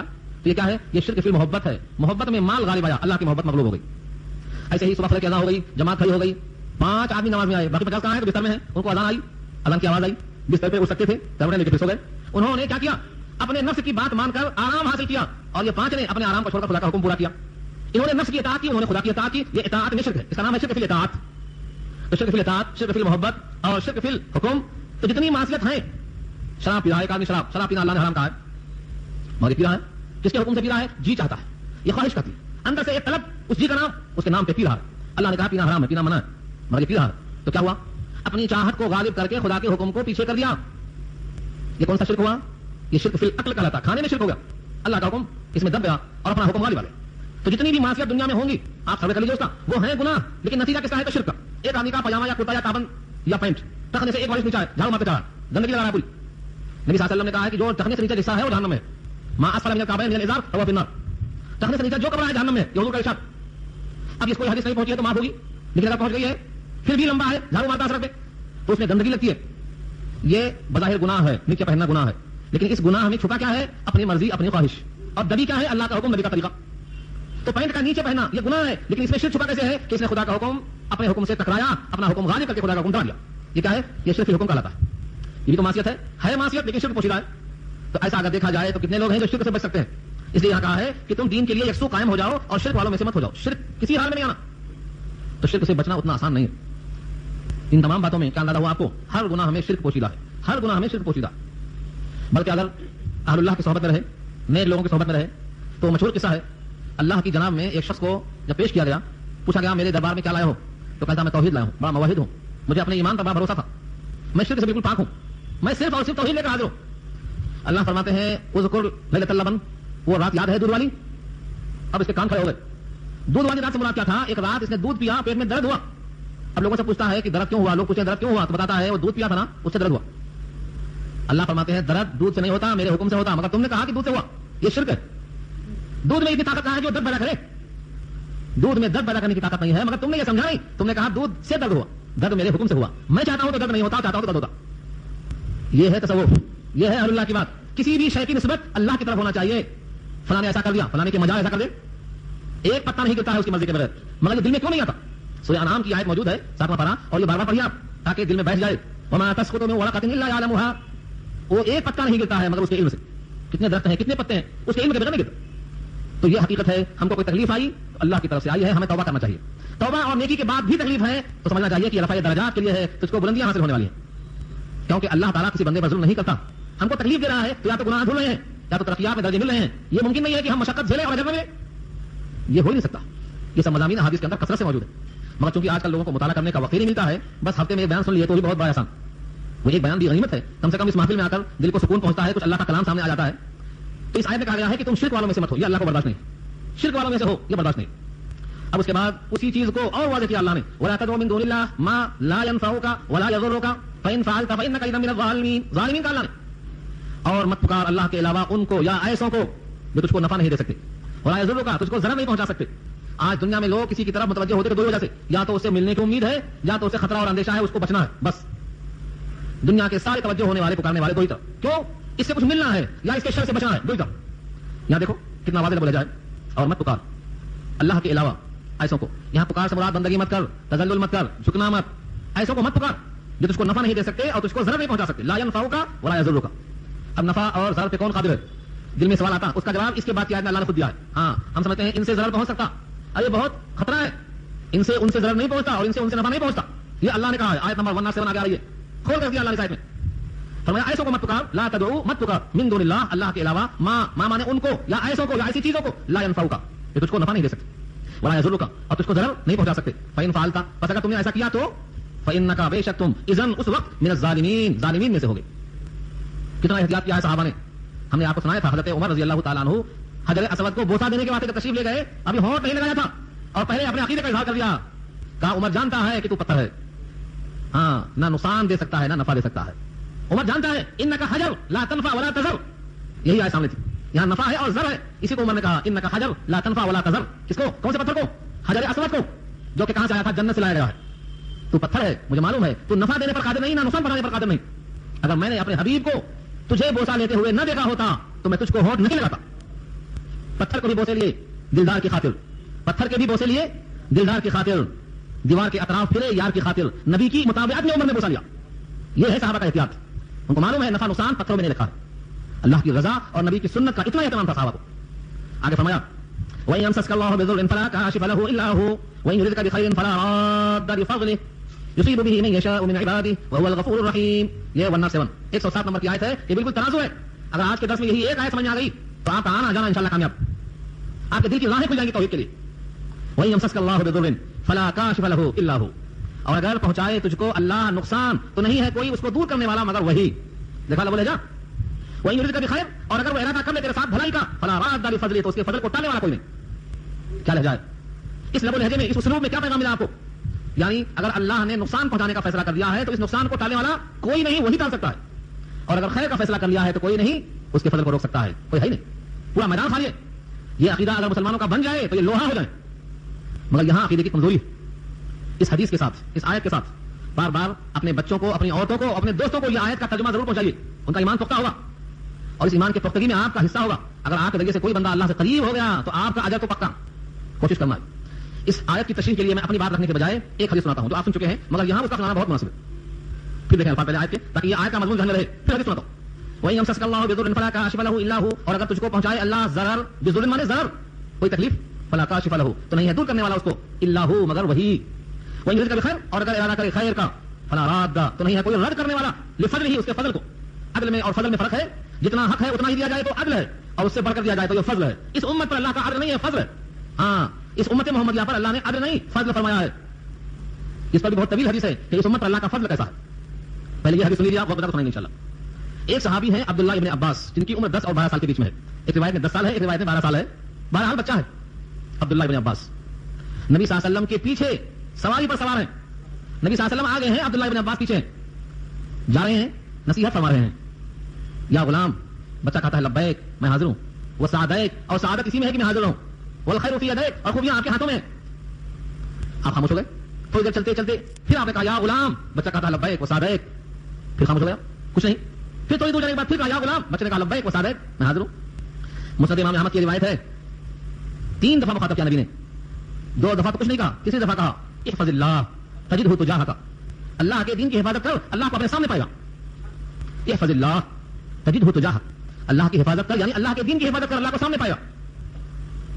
کیا مطلب ہوا؟ جو بندہ دین کے کاموں میں رہے گا اللہ کو ہمیشہ مدد کے اعتبار سے سامنے پائے گا. اور آگے چل کر اور بھی جملے ہیں مگر میں مختصر کر دوں. اس کے بعد فرمایا جو اہم بات ہے یہاں سنانا چاہتا ہوں, اگر یہ ساری امت جمع ہو جائے, لئن اجتمعت الامہ علی ان ينفعوک, اگر ساری امت جمع ہو جائے کہ تجھ کو نفع پہنچائے گی تو نفع اتنا ہی پہنچا سکتی ہے جتنا اللہ نے لکھ دیا ہے. اور اگر ساری امت مل کر تجھ کو ضرر پہنچانا چاہے تو اتنا ہی پہنچائے گی جتنا اللہ نے لکھ دیا ہے. جف القلم بما انطلع, قلم خوش ہو چکا لکھ کر جو تجھ کو ہونے والا ہے, جو تجھے ملنے والا ہے. یہ حدیث اس آیت کے ساتھ اگر آپ جوڑ کر تقسیم کر دیں تو لوگوں کا ایمان پختہ ہو جائے. کیا مطلب؟ بچہ 12 سال کا ہے, 12 سال کے بچے کو حضور نے یہ سکھایا, اور ہم کیا کرتے ہیں 12 سال کا بچہ بھی چھوٹا ہے, نماز کو بھی جانا ضرورت نہیں, پھرنے دو, بعد میں کھوٹا نکلتا جب سمجھ میں آتا. تو یہ ان کا حال یہ ہو گیا اس عقیدے کی پختگی اور نبی کی برکت دعا اور صحبت کی وجہ سے. کیا 12 سال کا بچہ تھا, حضرت عمر کی جو خلافت آئی تو حضرت عمر اپنے مسند کے پاس بٹھاتے تھے عبداللہ بن عباس کو, تو دوسرے صحابہ جو بڑے بڑے عمر کے تھے وہ بولتے تھے بچے کو بٹھاتے ہمارے بازو میں, ہمارے بیٹے اس کے برابر ہیں. حضرت عمر نے کہا تمہارا اشکال میں زبان سے نہیں عمل سے دور کروں گا, آؤ اذا جاء کی سورہ پڑھیا, اذا جاء نصر اللہ پوری پڑھیا, کا اس کا مطلب کیا تم بتاؤ. سب سے پوچھا, سب نے اپنی رائے دی. آخر میں کہا ابن عباس تم سناؤ. اس نے کہا میں نے یہ سمجھا, ان کی رائے سب سے الگ تھی. حضرت عمر نے کہا بخدا اس بچے نے جو کہا میں نے بھی وہی سمجھا. یہ برکت ہے, عقیدہ توحید صحیح ہوتی ہے تو صحیح بنتا ہے, صحبت صحیح ملتی ہے. چنانچہ تفسیر میں تمام صحابہ میں یہ صحابی ممتاز ہے مفسر قرآن ہونے میں, قرآن کا علم آیا, اسی واسطے انہوں نے جہاں بھی موقع آیا کھویا نہیں. ایک بار دودھ بٹ رہا تھا, نبی صلی اللہ علیہ وسلم کے ہاتھوں سے دودھ پیا آپ نے, اب دینا ہے دائیں طرف بچہ بیٹھا ہوا ہے, بائیں طرف بڑے صحابہ ہیں, ابوبکر صدیق ہیں, عمر فاروق ہیں. آپ کی خواہش تھی کہ بڑوں کو دے پہلے, لیکن وہ سنت یہ ہے رسول اللہ کی کہ دائیں طرف سے تقسیم ہونا چاہیے. بچے سے کہا تم ترجیح دیتے ہو کہ تمہارے حصے کو ان کو دے دو, بچے نے کہا نہیں, میں آپ کے جھوٹے پر اپنے اوپر کسی کو ترجیح نہیں دے سکتا, آج تو موقع ملا ہے پی لینے کا. آپ کے ہونٹوں سے لگا ہوا دودھ, اس میں برکت, میں بڑا حریص ہوں اس معاملے میں. چنانچہ بچے نے نہیں چھوڑا, وہ دودھ سراپا علم تھا, کیونکہ علم کی تعبیر دودھ لکھا اور دودھ کی تعبیر علم لکھا ہے امام بخاری نے. خواہ میں آپ دودھ پیتے ہیں تو سمجھو علم پیتے ہیں, اور اس میں 10 میں شریک ہونے والا اگر خواب دیکھے تو کوئی تعجب نہیں ہے. تو حضرت ابن عباس قرآن کے ماہر تھے, نبی کی دعائیں تھیں, نبی کا جھوٹا تھا, نبی کی صحبت تھی, نبی کی خدمت تھی, یہ ان کا مقام تھا. یہ عقیدہ حضور نے ان کو سکھایا تھا, اسی شفقت کے ساتھ امت کو عقیدہ آج آپ سنائیے. یہ پیغام دے کے بھیج رہا ہوں آپ کو, آیت پوری کر لیجیے. فرماتے ہیں کہ اللہ کا فضل جس کو چاہتا ہے پہنچاتا ہے, سب کو نہیں پہنچتا ہے. یصیب به من یشاء من عبادی, وہ پہنچاتا ہے اپنا فضل جس کو چاہتا ہے اپنے بندوں میں سے. ایک بات ذہن میں آئی تھی, میں نے کہا تھا بتاؤں گا انشاءاللہ, یہ فضل کیا ہے اور عدل کیا ہے. حدیث آپ کو سنا چکا ہوں, مجھے یقین ہے, لیکن اس موقع پر تاکہ عدل میں اور فضل میں فرق سمجھ آئے. باب ثواب هذه الامه, یہ ایک عنوان ہے مشکات کے اندر, اس کے تحت حدیث موجود ہے. فرمایا اے امتیوں, تمہاری مثال اور سابقہ امتوں کی مثال یعنی عیسائیوں یہودیوں کی مثال تمہیں میں دیتا ہوں. پھر فرمایا حضور صلی اللہ علیہ وسلم نے, ایک مالک نے ایک غلام بلا کر کہا کہ یہ کام کر دو, تمہیں 1 روپیہ ملے گا. اس زمانے میں قیراط تھا, 1 قیراط ملے گا. وہ بیچارے کام کرتے کرتے دوبارہ تک تھک گئے, کہا بس 2 دینا ہے, 2 محنت ہم چلے, ہمارے بس کی بات نہیں ہے. مالک نے کہا ٹھیک ہے, کام تو مکمل ہوا نہیں, ٹائم بھی مکمل تم نے دیا نہیں, لیکن چلو لے لو, 1 روپیہ دے دیا.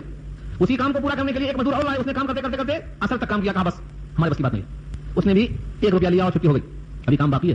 اثر کے بعد دوسرا تیسرا مزدور لایا گیا, اثر سے مغرب تک تھوڑے سے وقت میں اس نے کام کر دیا, کام مکمل ہو گیا.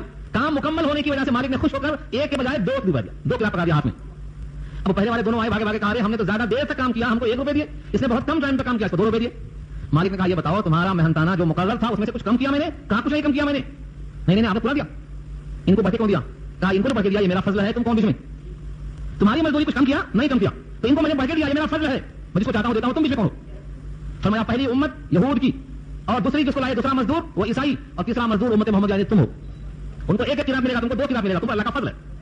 امام اعظم فرماتے ہیں اس حدیث سے یہ بھی ثابت ہوا کہ جو وقت ظہر اثر کے بیچ میں ہو وہ زیادہ ہونا چاہیے, اور جو وقت اثر مغرب کے بیچ میں ہو وہ کم ہونا چاہیے. ثابت ہوگا اس سے امام اعظم کا استدلال. تو میں نے کیوں لایا؟ فلا راد فضل پر, اگر اللہ خیر کا فیصلہ کر دے تو اس کا یہ فضل ہوگا. ہم خیر کے لائق نہیں ہیں, لیکن خیر کا فیصلہ کر دے تو ہمارے ساتھ اس کا یہ کرم اور اس کا فضل ہوگا, اور اس فضل کو ٹالنے والا کوئی نہیں. کس کو لگتا ہے فضل؟ یصیب به من یشاء من عبادی, وہ پہنچاتا ہے اپنا فضل بندوں سے جس کو چاہتا ہے. وہ الغفور الرحیم, اور وہ مغفرت کرنے والا, رحم کرنے والا ہے, اسی لیے اس کی صفت ہے یہ. قل یا ایھا الناس, بات ختم ہو رہی ہے. قل کہہ دو اے نبی, یا ایھا الناس, اے لوگوں, قد جاءکم الحق, حقیقی آ چکا تمہارے پاس حق. قرآن کی شکل میں, نبی کی شکل میں, نبی کے احکامات کی شکل میں, اسلام کی شکل میں حق آ چکا. کہاں سے؟ من ربکم, تمہارے رب کی طرف سے. میں کہا کرتا ہوں کہ جتنی صفتیں اللہ کی ہیں ان میں سے ہر موقع پر چن کر اللہ نے صفت رکھی رب. یہاں نہیں کہا من الرحمن, نہیں کہا من ربکم, کیوں کہا من الجبار, کیوں نہیں کہا من القہار, کیوں نہیں کہا؟ اللہ کی صفت ربوبیت کا ذکر کیوں کیا؟ یہ بتانے کے لیے کہ یہ حق اس ذات کی طرف سے ہے جو تمہارا رب ہے, اور رب کے معنی تمہیں وجود بخشا, تم نہیں تھے, اور پھر وجود دینے کے بعد چھوڑ نہیں دیا, آہستہ آہستہ پال کر جگہ تک پہنچا دیا. تو یہ حکم بھی اسی کمال تک پہنچانے کے لیے ہے اس لیے رب کہا یہاں پر کمال تک پہنچانا کب ہوگا؟ دنیا میں نہیں ہوگا، جب اس حکم پر چل کر جنت میں پہنچو گے اور اللہ کا دیدار حاصل ہوگا تب تمہارا کمال کہلائے گا. اس لیے تم اپنے رب کا حکم تسلیم کرو. لیکن سنو اللہ بے نیاز ہے. فمن اہتدی، بس جس نے ہدایت قبول کیا فانما یہتدی لنفسہ، تو اس کا فائدہ اسے خود ہوگا. یہتدی لنفسہ، اپنی ذات کو اس کا فائدہ پہنچے گا، وہ ہدایت پائے گا اپنے ذات کے لیے. ومن ضل، اور جو بھٹک گیا گمراہ ہو گیا، نہیں مانا، بتوں کی پوجا میں لگا رہا، نفس کی پیروی کرتا رہا، فانما یضل علیہا، تو اس کا وبال اسی پر پڑتا رہے گا. وما انا علیکم بوکیل، اور میں نہیں ہوں تم پر وکیل، اور میں نہیں ہوں تم پر وکیل. وکیل کے معنی کارساز، کام بنانے والا. میں تو نبی ہوں، بلاغ میرے ذمہ ہے. علینا البلاغ، میں صرف پہنچاتا ہوں. وکیل کے معنی کام بنانے والا. اللہ وکیل ہے، کام بنانے والے. حسبنا اللہ ونعم الوکیل، اللہ ہم کو کافی ہے، وہ ہمارا کارساز ہے. وکیل کے معنی کارساز. اللہ کے نبی فرماتے ہیں میں تمہارا وکیل نہیں ہوں، میں تمہارا وکیل نہیں ہوں. کیوں؟ اگر تم نے گمراہی اختیار کر لی تو میں تمہاری وکالت نہیں کروں گا، تمہارا کیس میں نہیں دیکھوں گا. اللہ کی جناب میں سفارش کروں گا تو اسی کی. فمن اہتدی، جس نے اس کو قبول کیا ہو، جس نے کلمہ طیبہ پڑھا ہو، میں اس کی سفارش کروں گا. اور جو اس کو چھوڑ دے گا وما انا علیکم بوکیل، اس کا وکیل نہیں بن سکتا. آگے نبی صلی اللہ علیہ وسلم کو براہ راست حکم اللہ کا ہے واتبع ما یوحى الیک، اور اتباع کرو اس کی جو وحی کی جاتی رہی ہے یا وحی کی جاتی رہے گی آپ کی طرف. نبی کو حکم ہے وحی کو فالو کرو. واصبر، اور صبر کرو، کیونکہ وحی کو فالو کرنے میں لوگ رکاوٹ ڈالیں گے، مزاحمتیں کریں گے. واصبر، صبر کرنا، حتی یحکم اللہ، یہاں تک کہ اللہ فیصلہ کر دیں. یہ فیصلہ قیامت میں ہوگا. وہو خیر الحاکمین، اور بہترین فیصلہ کرنے والے ہیں. اس حدیث پر واصبر پر روایت ملتی ہے بخاری کے اندر. نبی صلی اللہ علیہ وسلم نے اپنے صحابہ میں سے انصار کو بلایا، کہا تم میرے استر ہو. ہاں، کپڑا دو قسم کا ہوتا ہے، ایک استر جس کو اندرونی کپڑا بولتے ہیں، اور ایک اوپر والا حصہ. فرمایا سارے لوگ جتنے انسان ہیں، جتنے مسلمان ہیں، یہ باہر والے کپڑے کے برابر ہے میرے لیے، اور جو اندر والا کپڑا ہے وہ میرے لیے کون ہے؟ انصار ہیں. کیونکہ انصار نے مجھے تحفظ بخشا، اپنے گھر میں ٹھکانہ دیا، اپنا جان مال سب قربان کیا، مشقتیں جھیلی. جب خطرات منڈلا رہے تھے تو انہوں نے اپنا کام ہمارے ساتھ مل کر پورا کیا. اس لیے انصار کو آپ نے استر کہا، اور کہا انصار تم میرے بعد ترجیح دیکھو گے، یعنی تم پر غیروں کو ترجیح دی جائے گی. تمہارا حق ہوگا لیکن تمہارے اوپر غیروں کو ترجیح دی جائے گی. ستجدون اسوة، تم ترجیح ہاتھ پاؤ گے تو تم صبر کر لینا. اسی آیت پر کہا ہے واصبر، مجھے اللہ نے کہا تھا صبر کر لینا، اور میں تم سے کہتا ہوں صبر کر لینا، یہاں تک کہ حوض کوثر پہ تم سے میری ملاقات ہو. اللہ فیصلہ کرنے والے ہیں. صابر کے ساتھ اللہ ہوتے ہیں اور ظالم کے ساتھ اللہ نہیں ہوتے. تو صبر کرنے کا موقع آئے تو گھبرانا نہیں، اس کا اجر ضائع نہیں ہوگا. اللہ نے نبی سے وعدہ کرایا ہے، اگر کسی کے پیر میں کانٹا چبھتا ہے اور وہ صبر کرتا ہے تو اجر ملتا ہے. اگر کسی کے داہنے ہاتھ میں امید تھی کہ داہنے ہاتھ میں پیسہ ہے، ڈالا جیب میں اور پیسہ نہیں ہے، پھر خیال آیا شاید بھائی جیب میں ہو تو بھائی جیب میں پیسہ نکل آیا. فرمایا اتنا درمیان کا جو اسے شاک لگا، ارے پیسہ نہیں ہے، فرمایا اس کا بھی اجر ملتا ہے. مومن کو اس کا بھی اجر ملتا ہے. تو تکلیف جھیلو، صبر کرو، کیونکہ دنیا مزے کی جگہ نہیں ہے، یہ دار غرور ہے. دار خلود کے لیے محنت کرو. الحمدللہ یہاں سورہ یونس مکمل ہو گئی. اب اس کے بعد اللہ نے چاہا تو سورہ ہود شروع ہوگی. دعا کر لیجیے.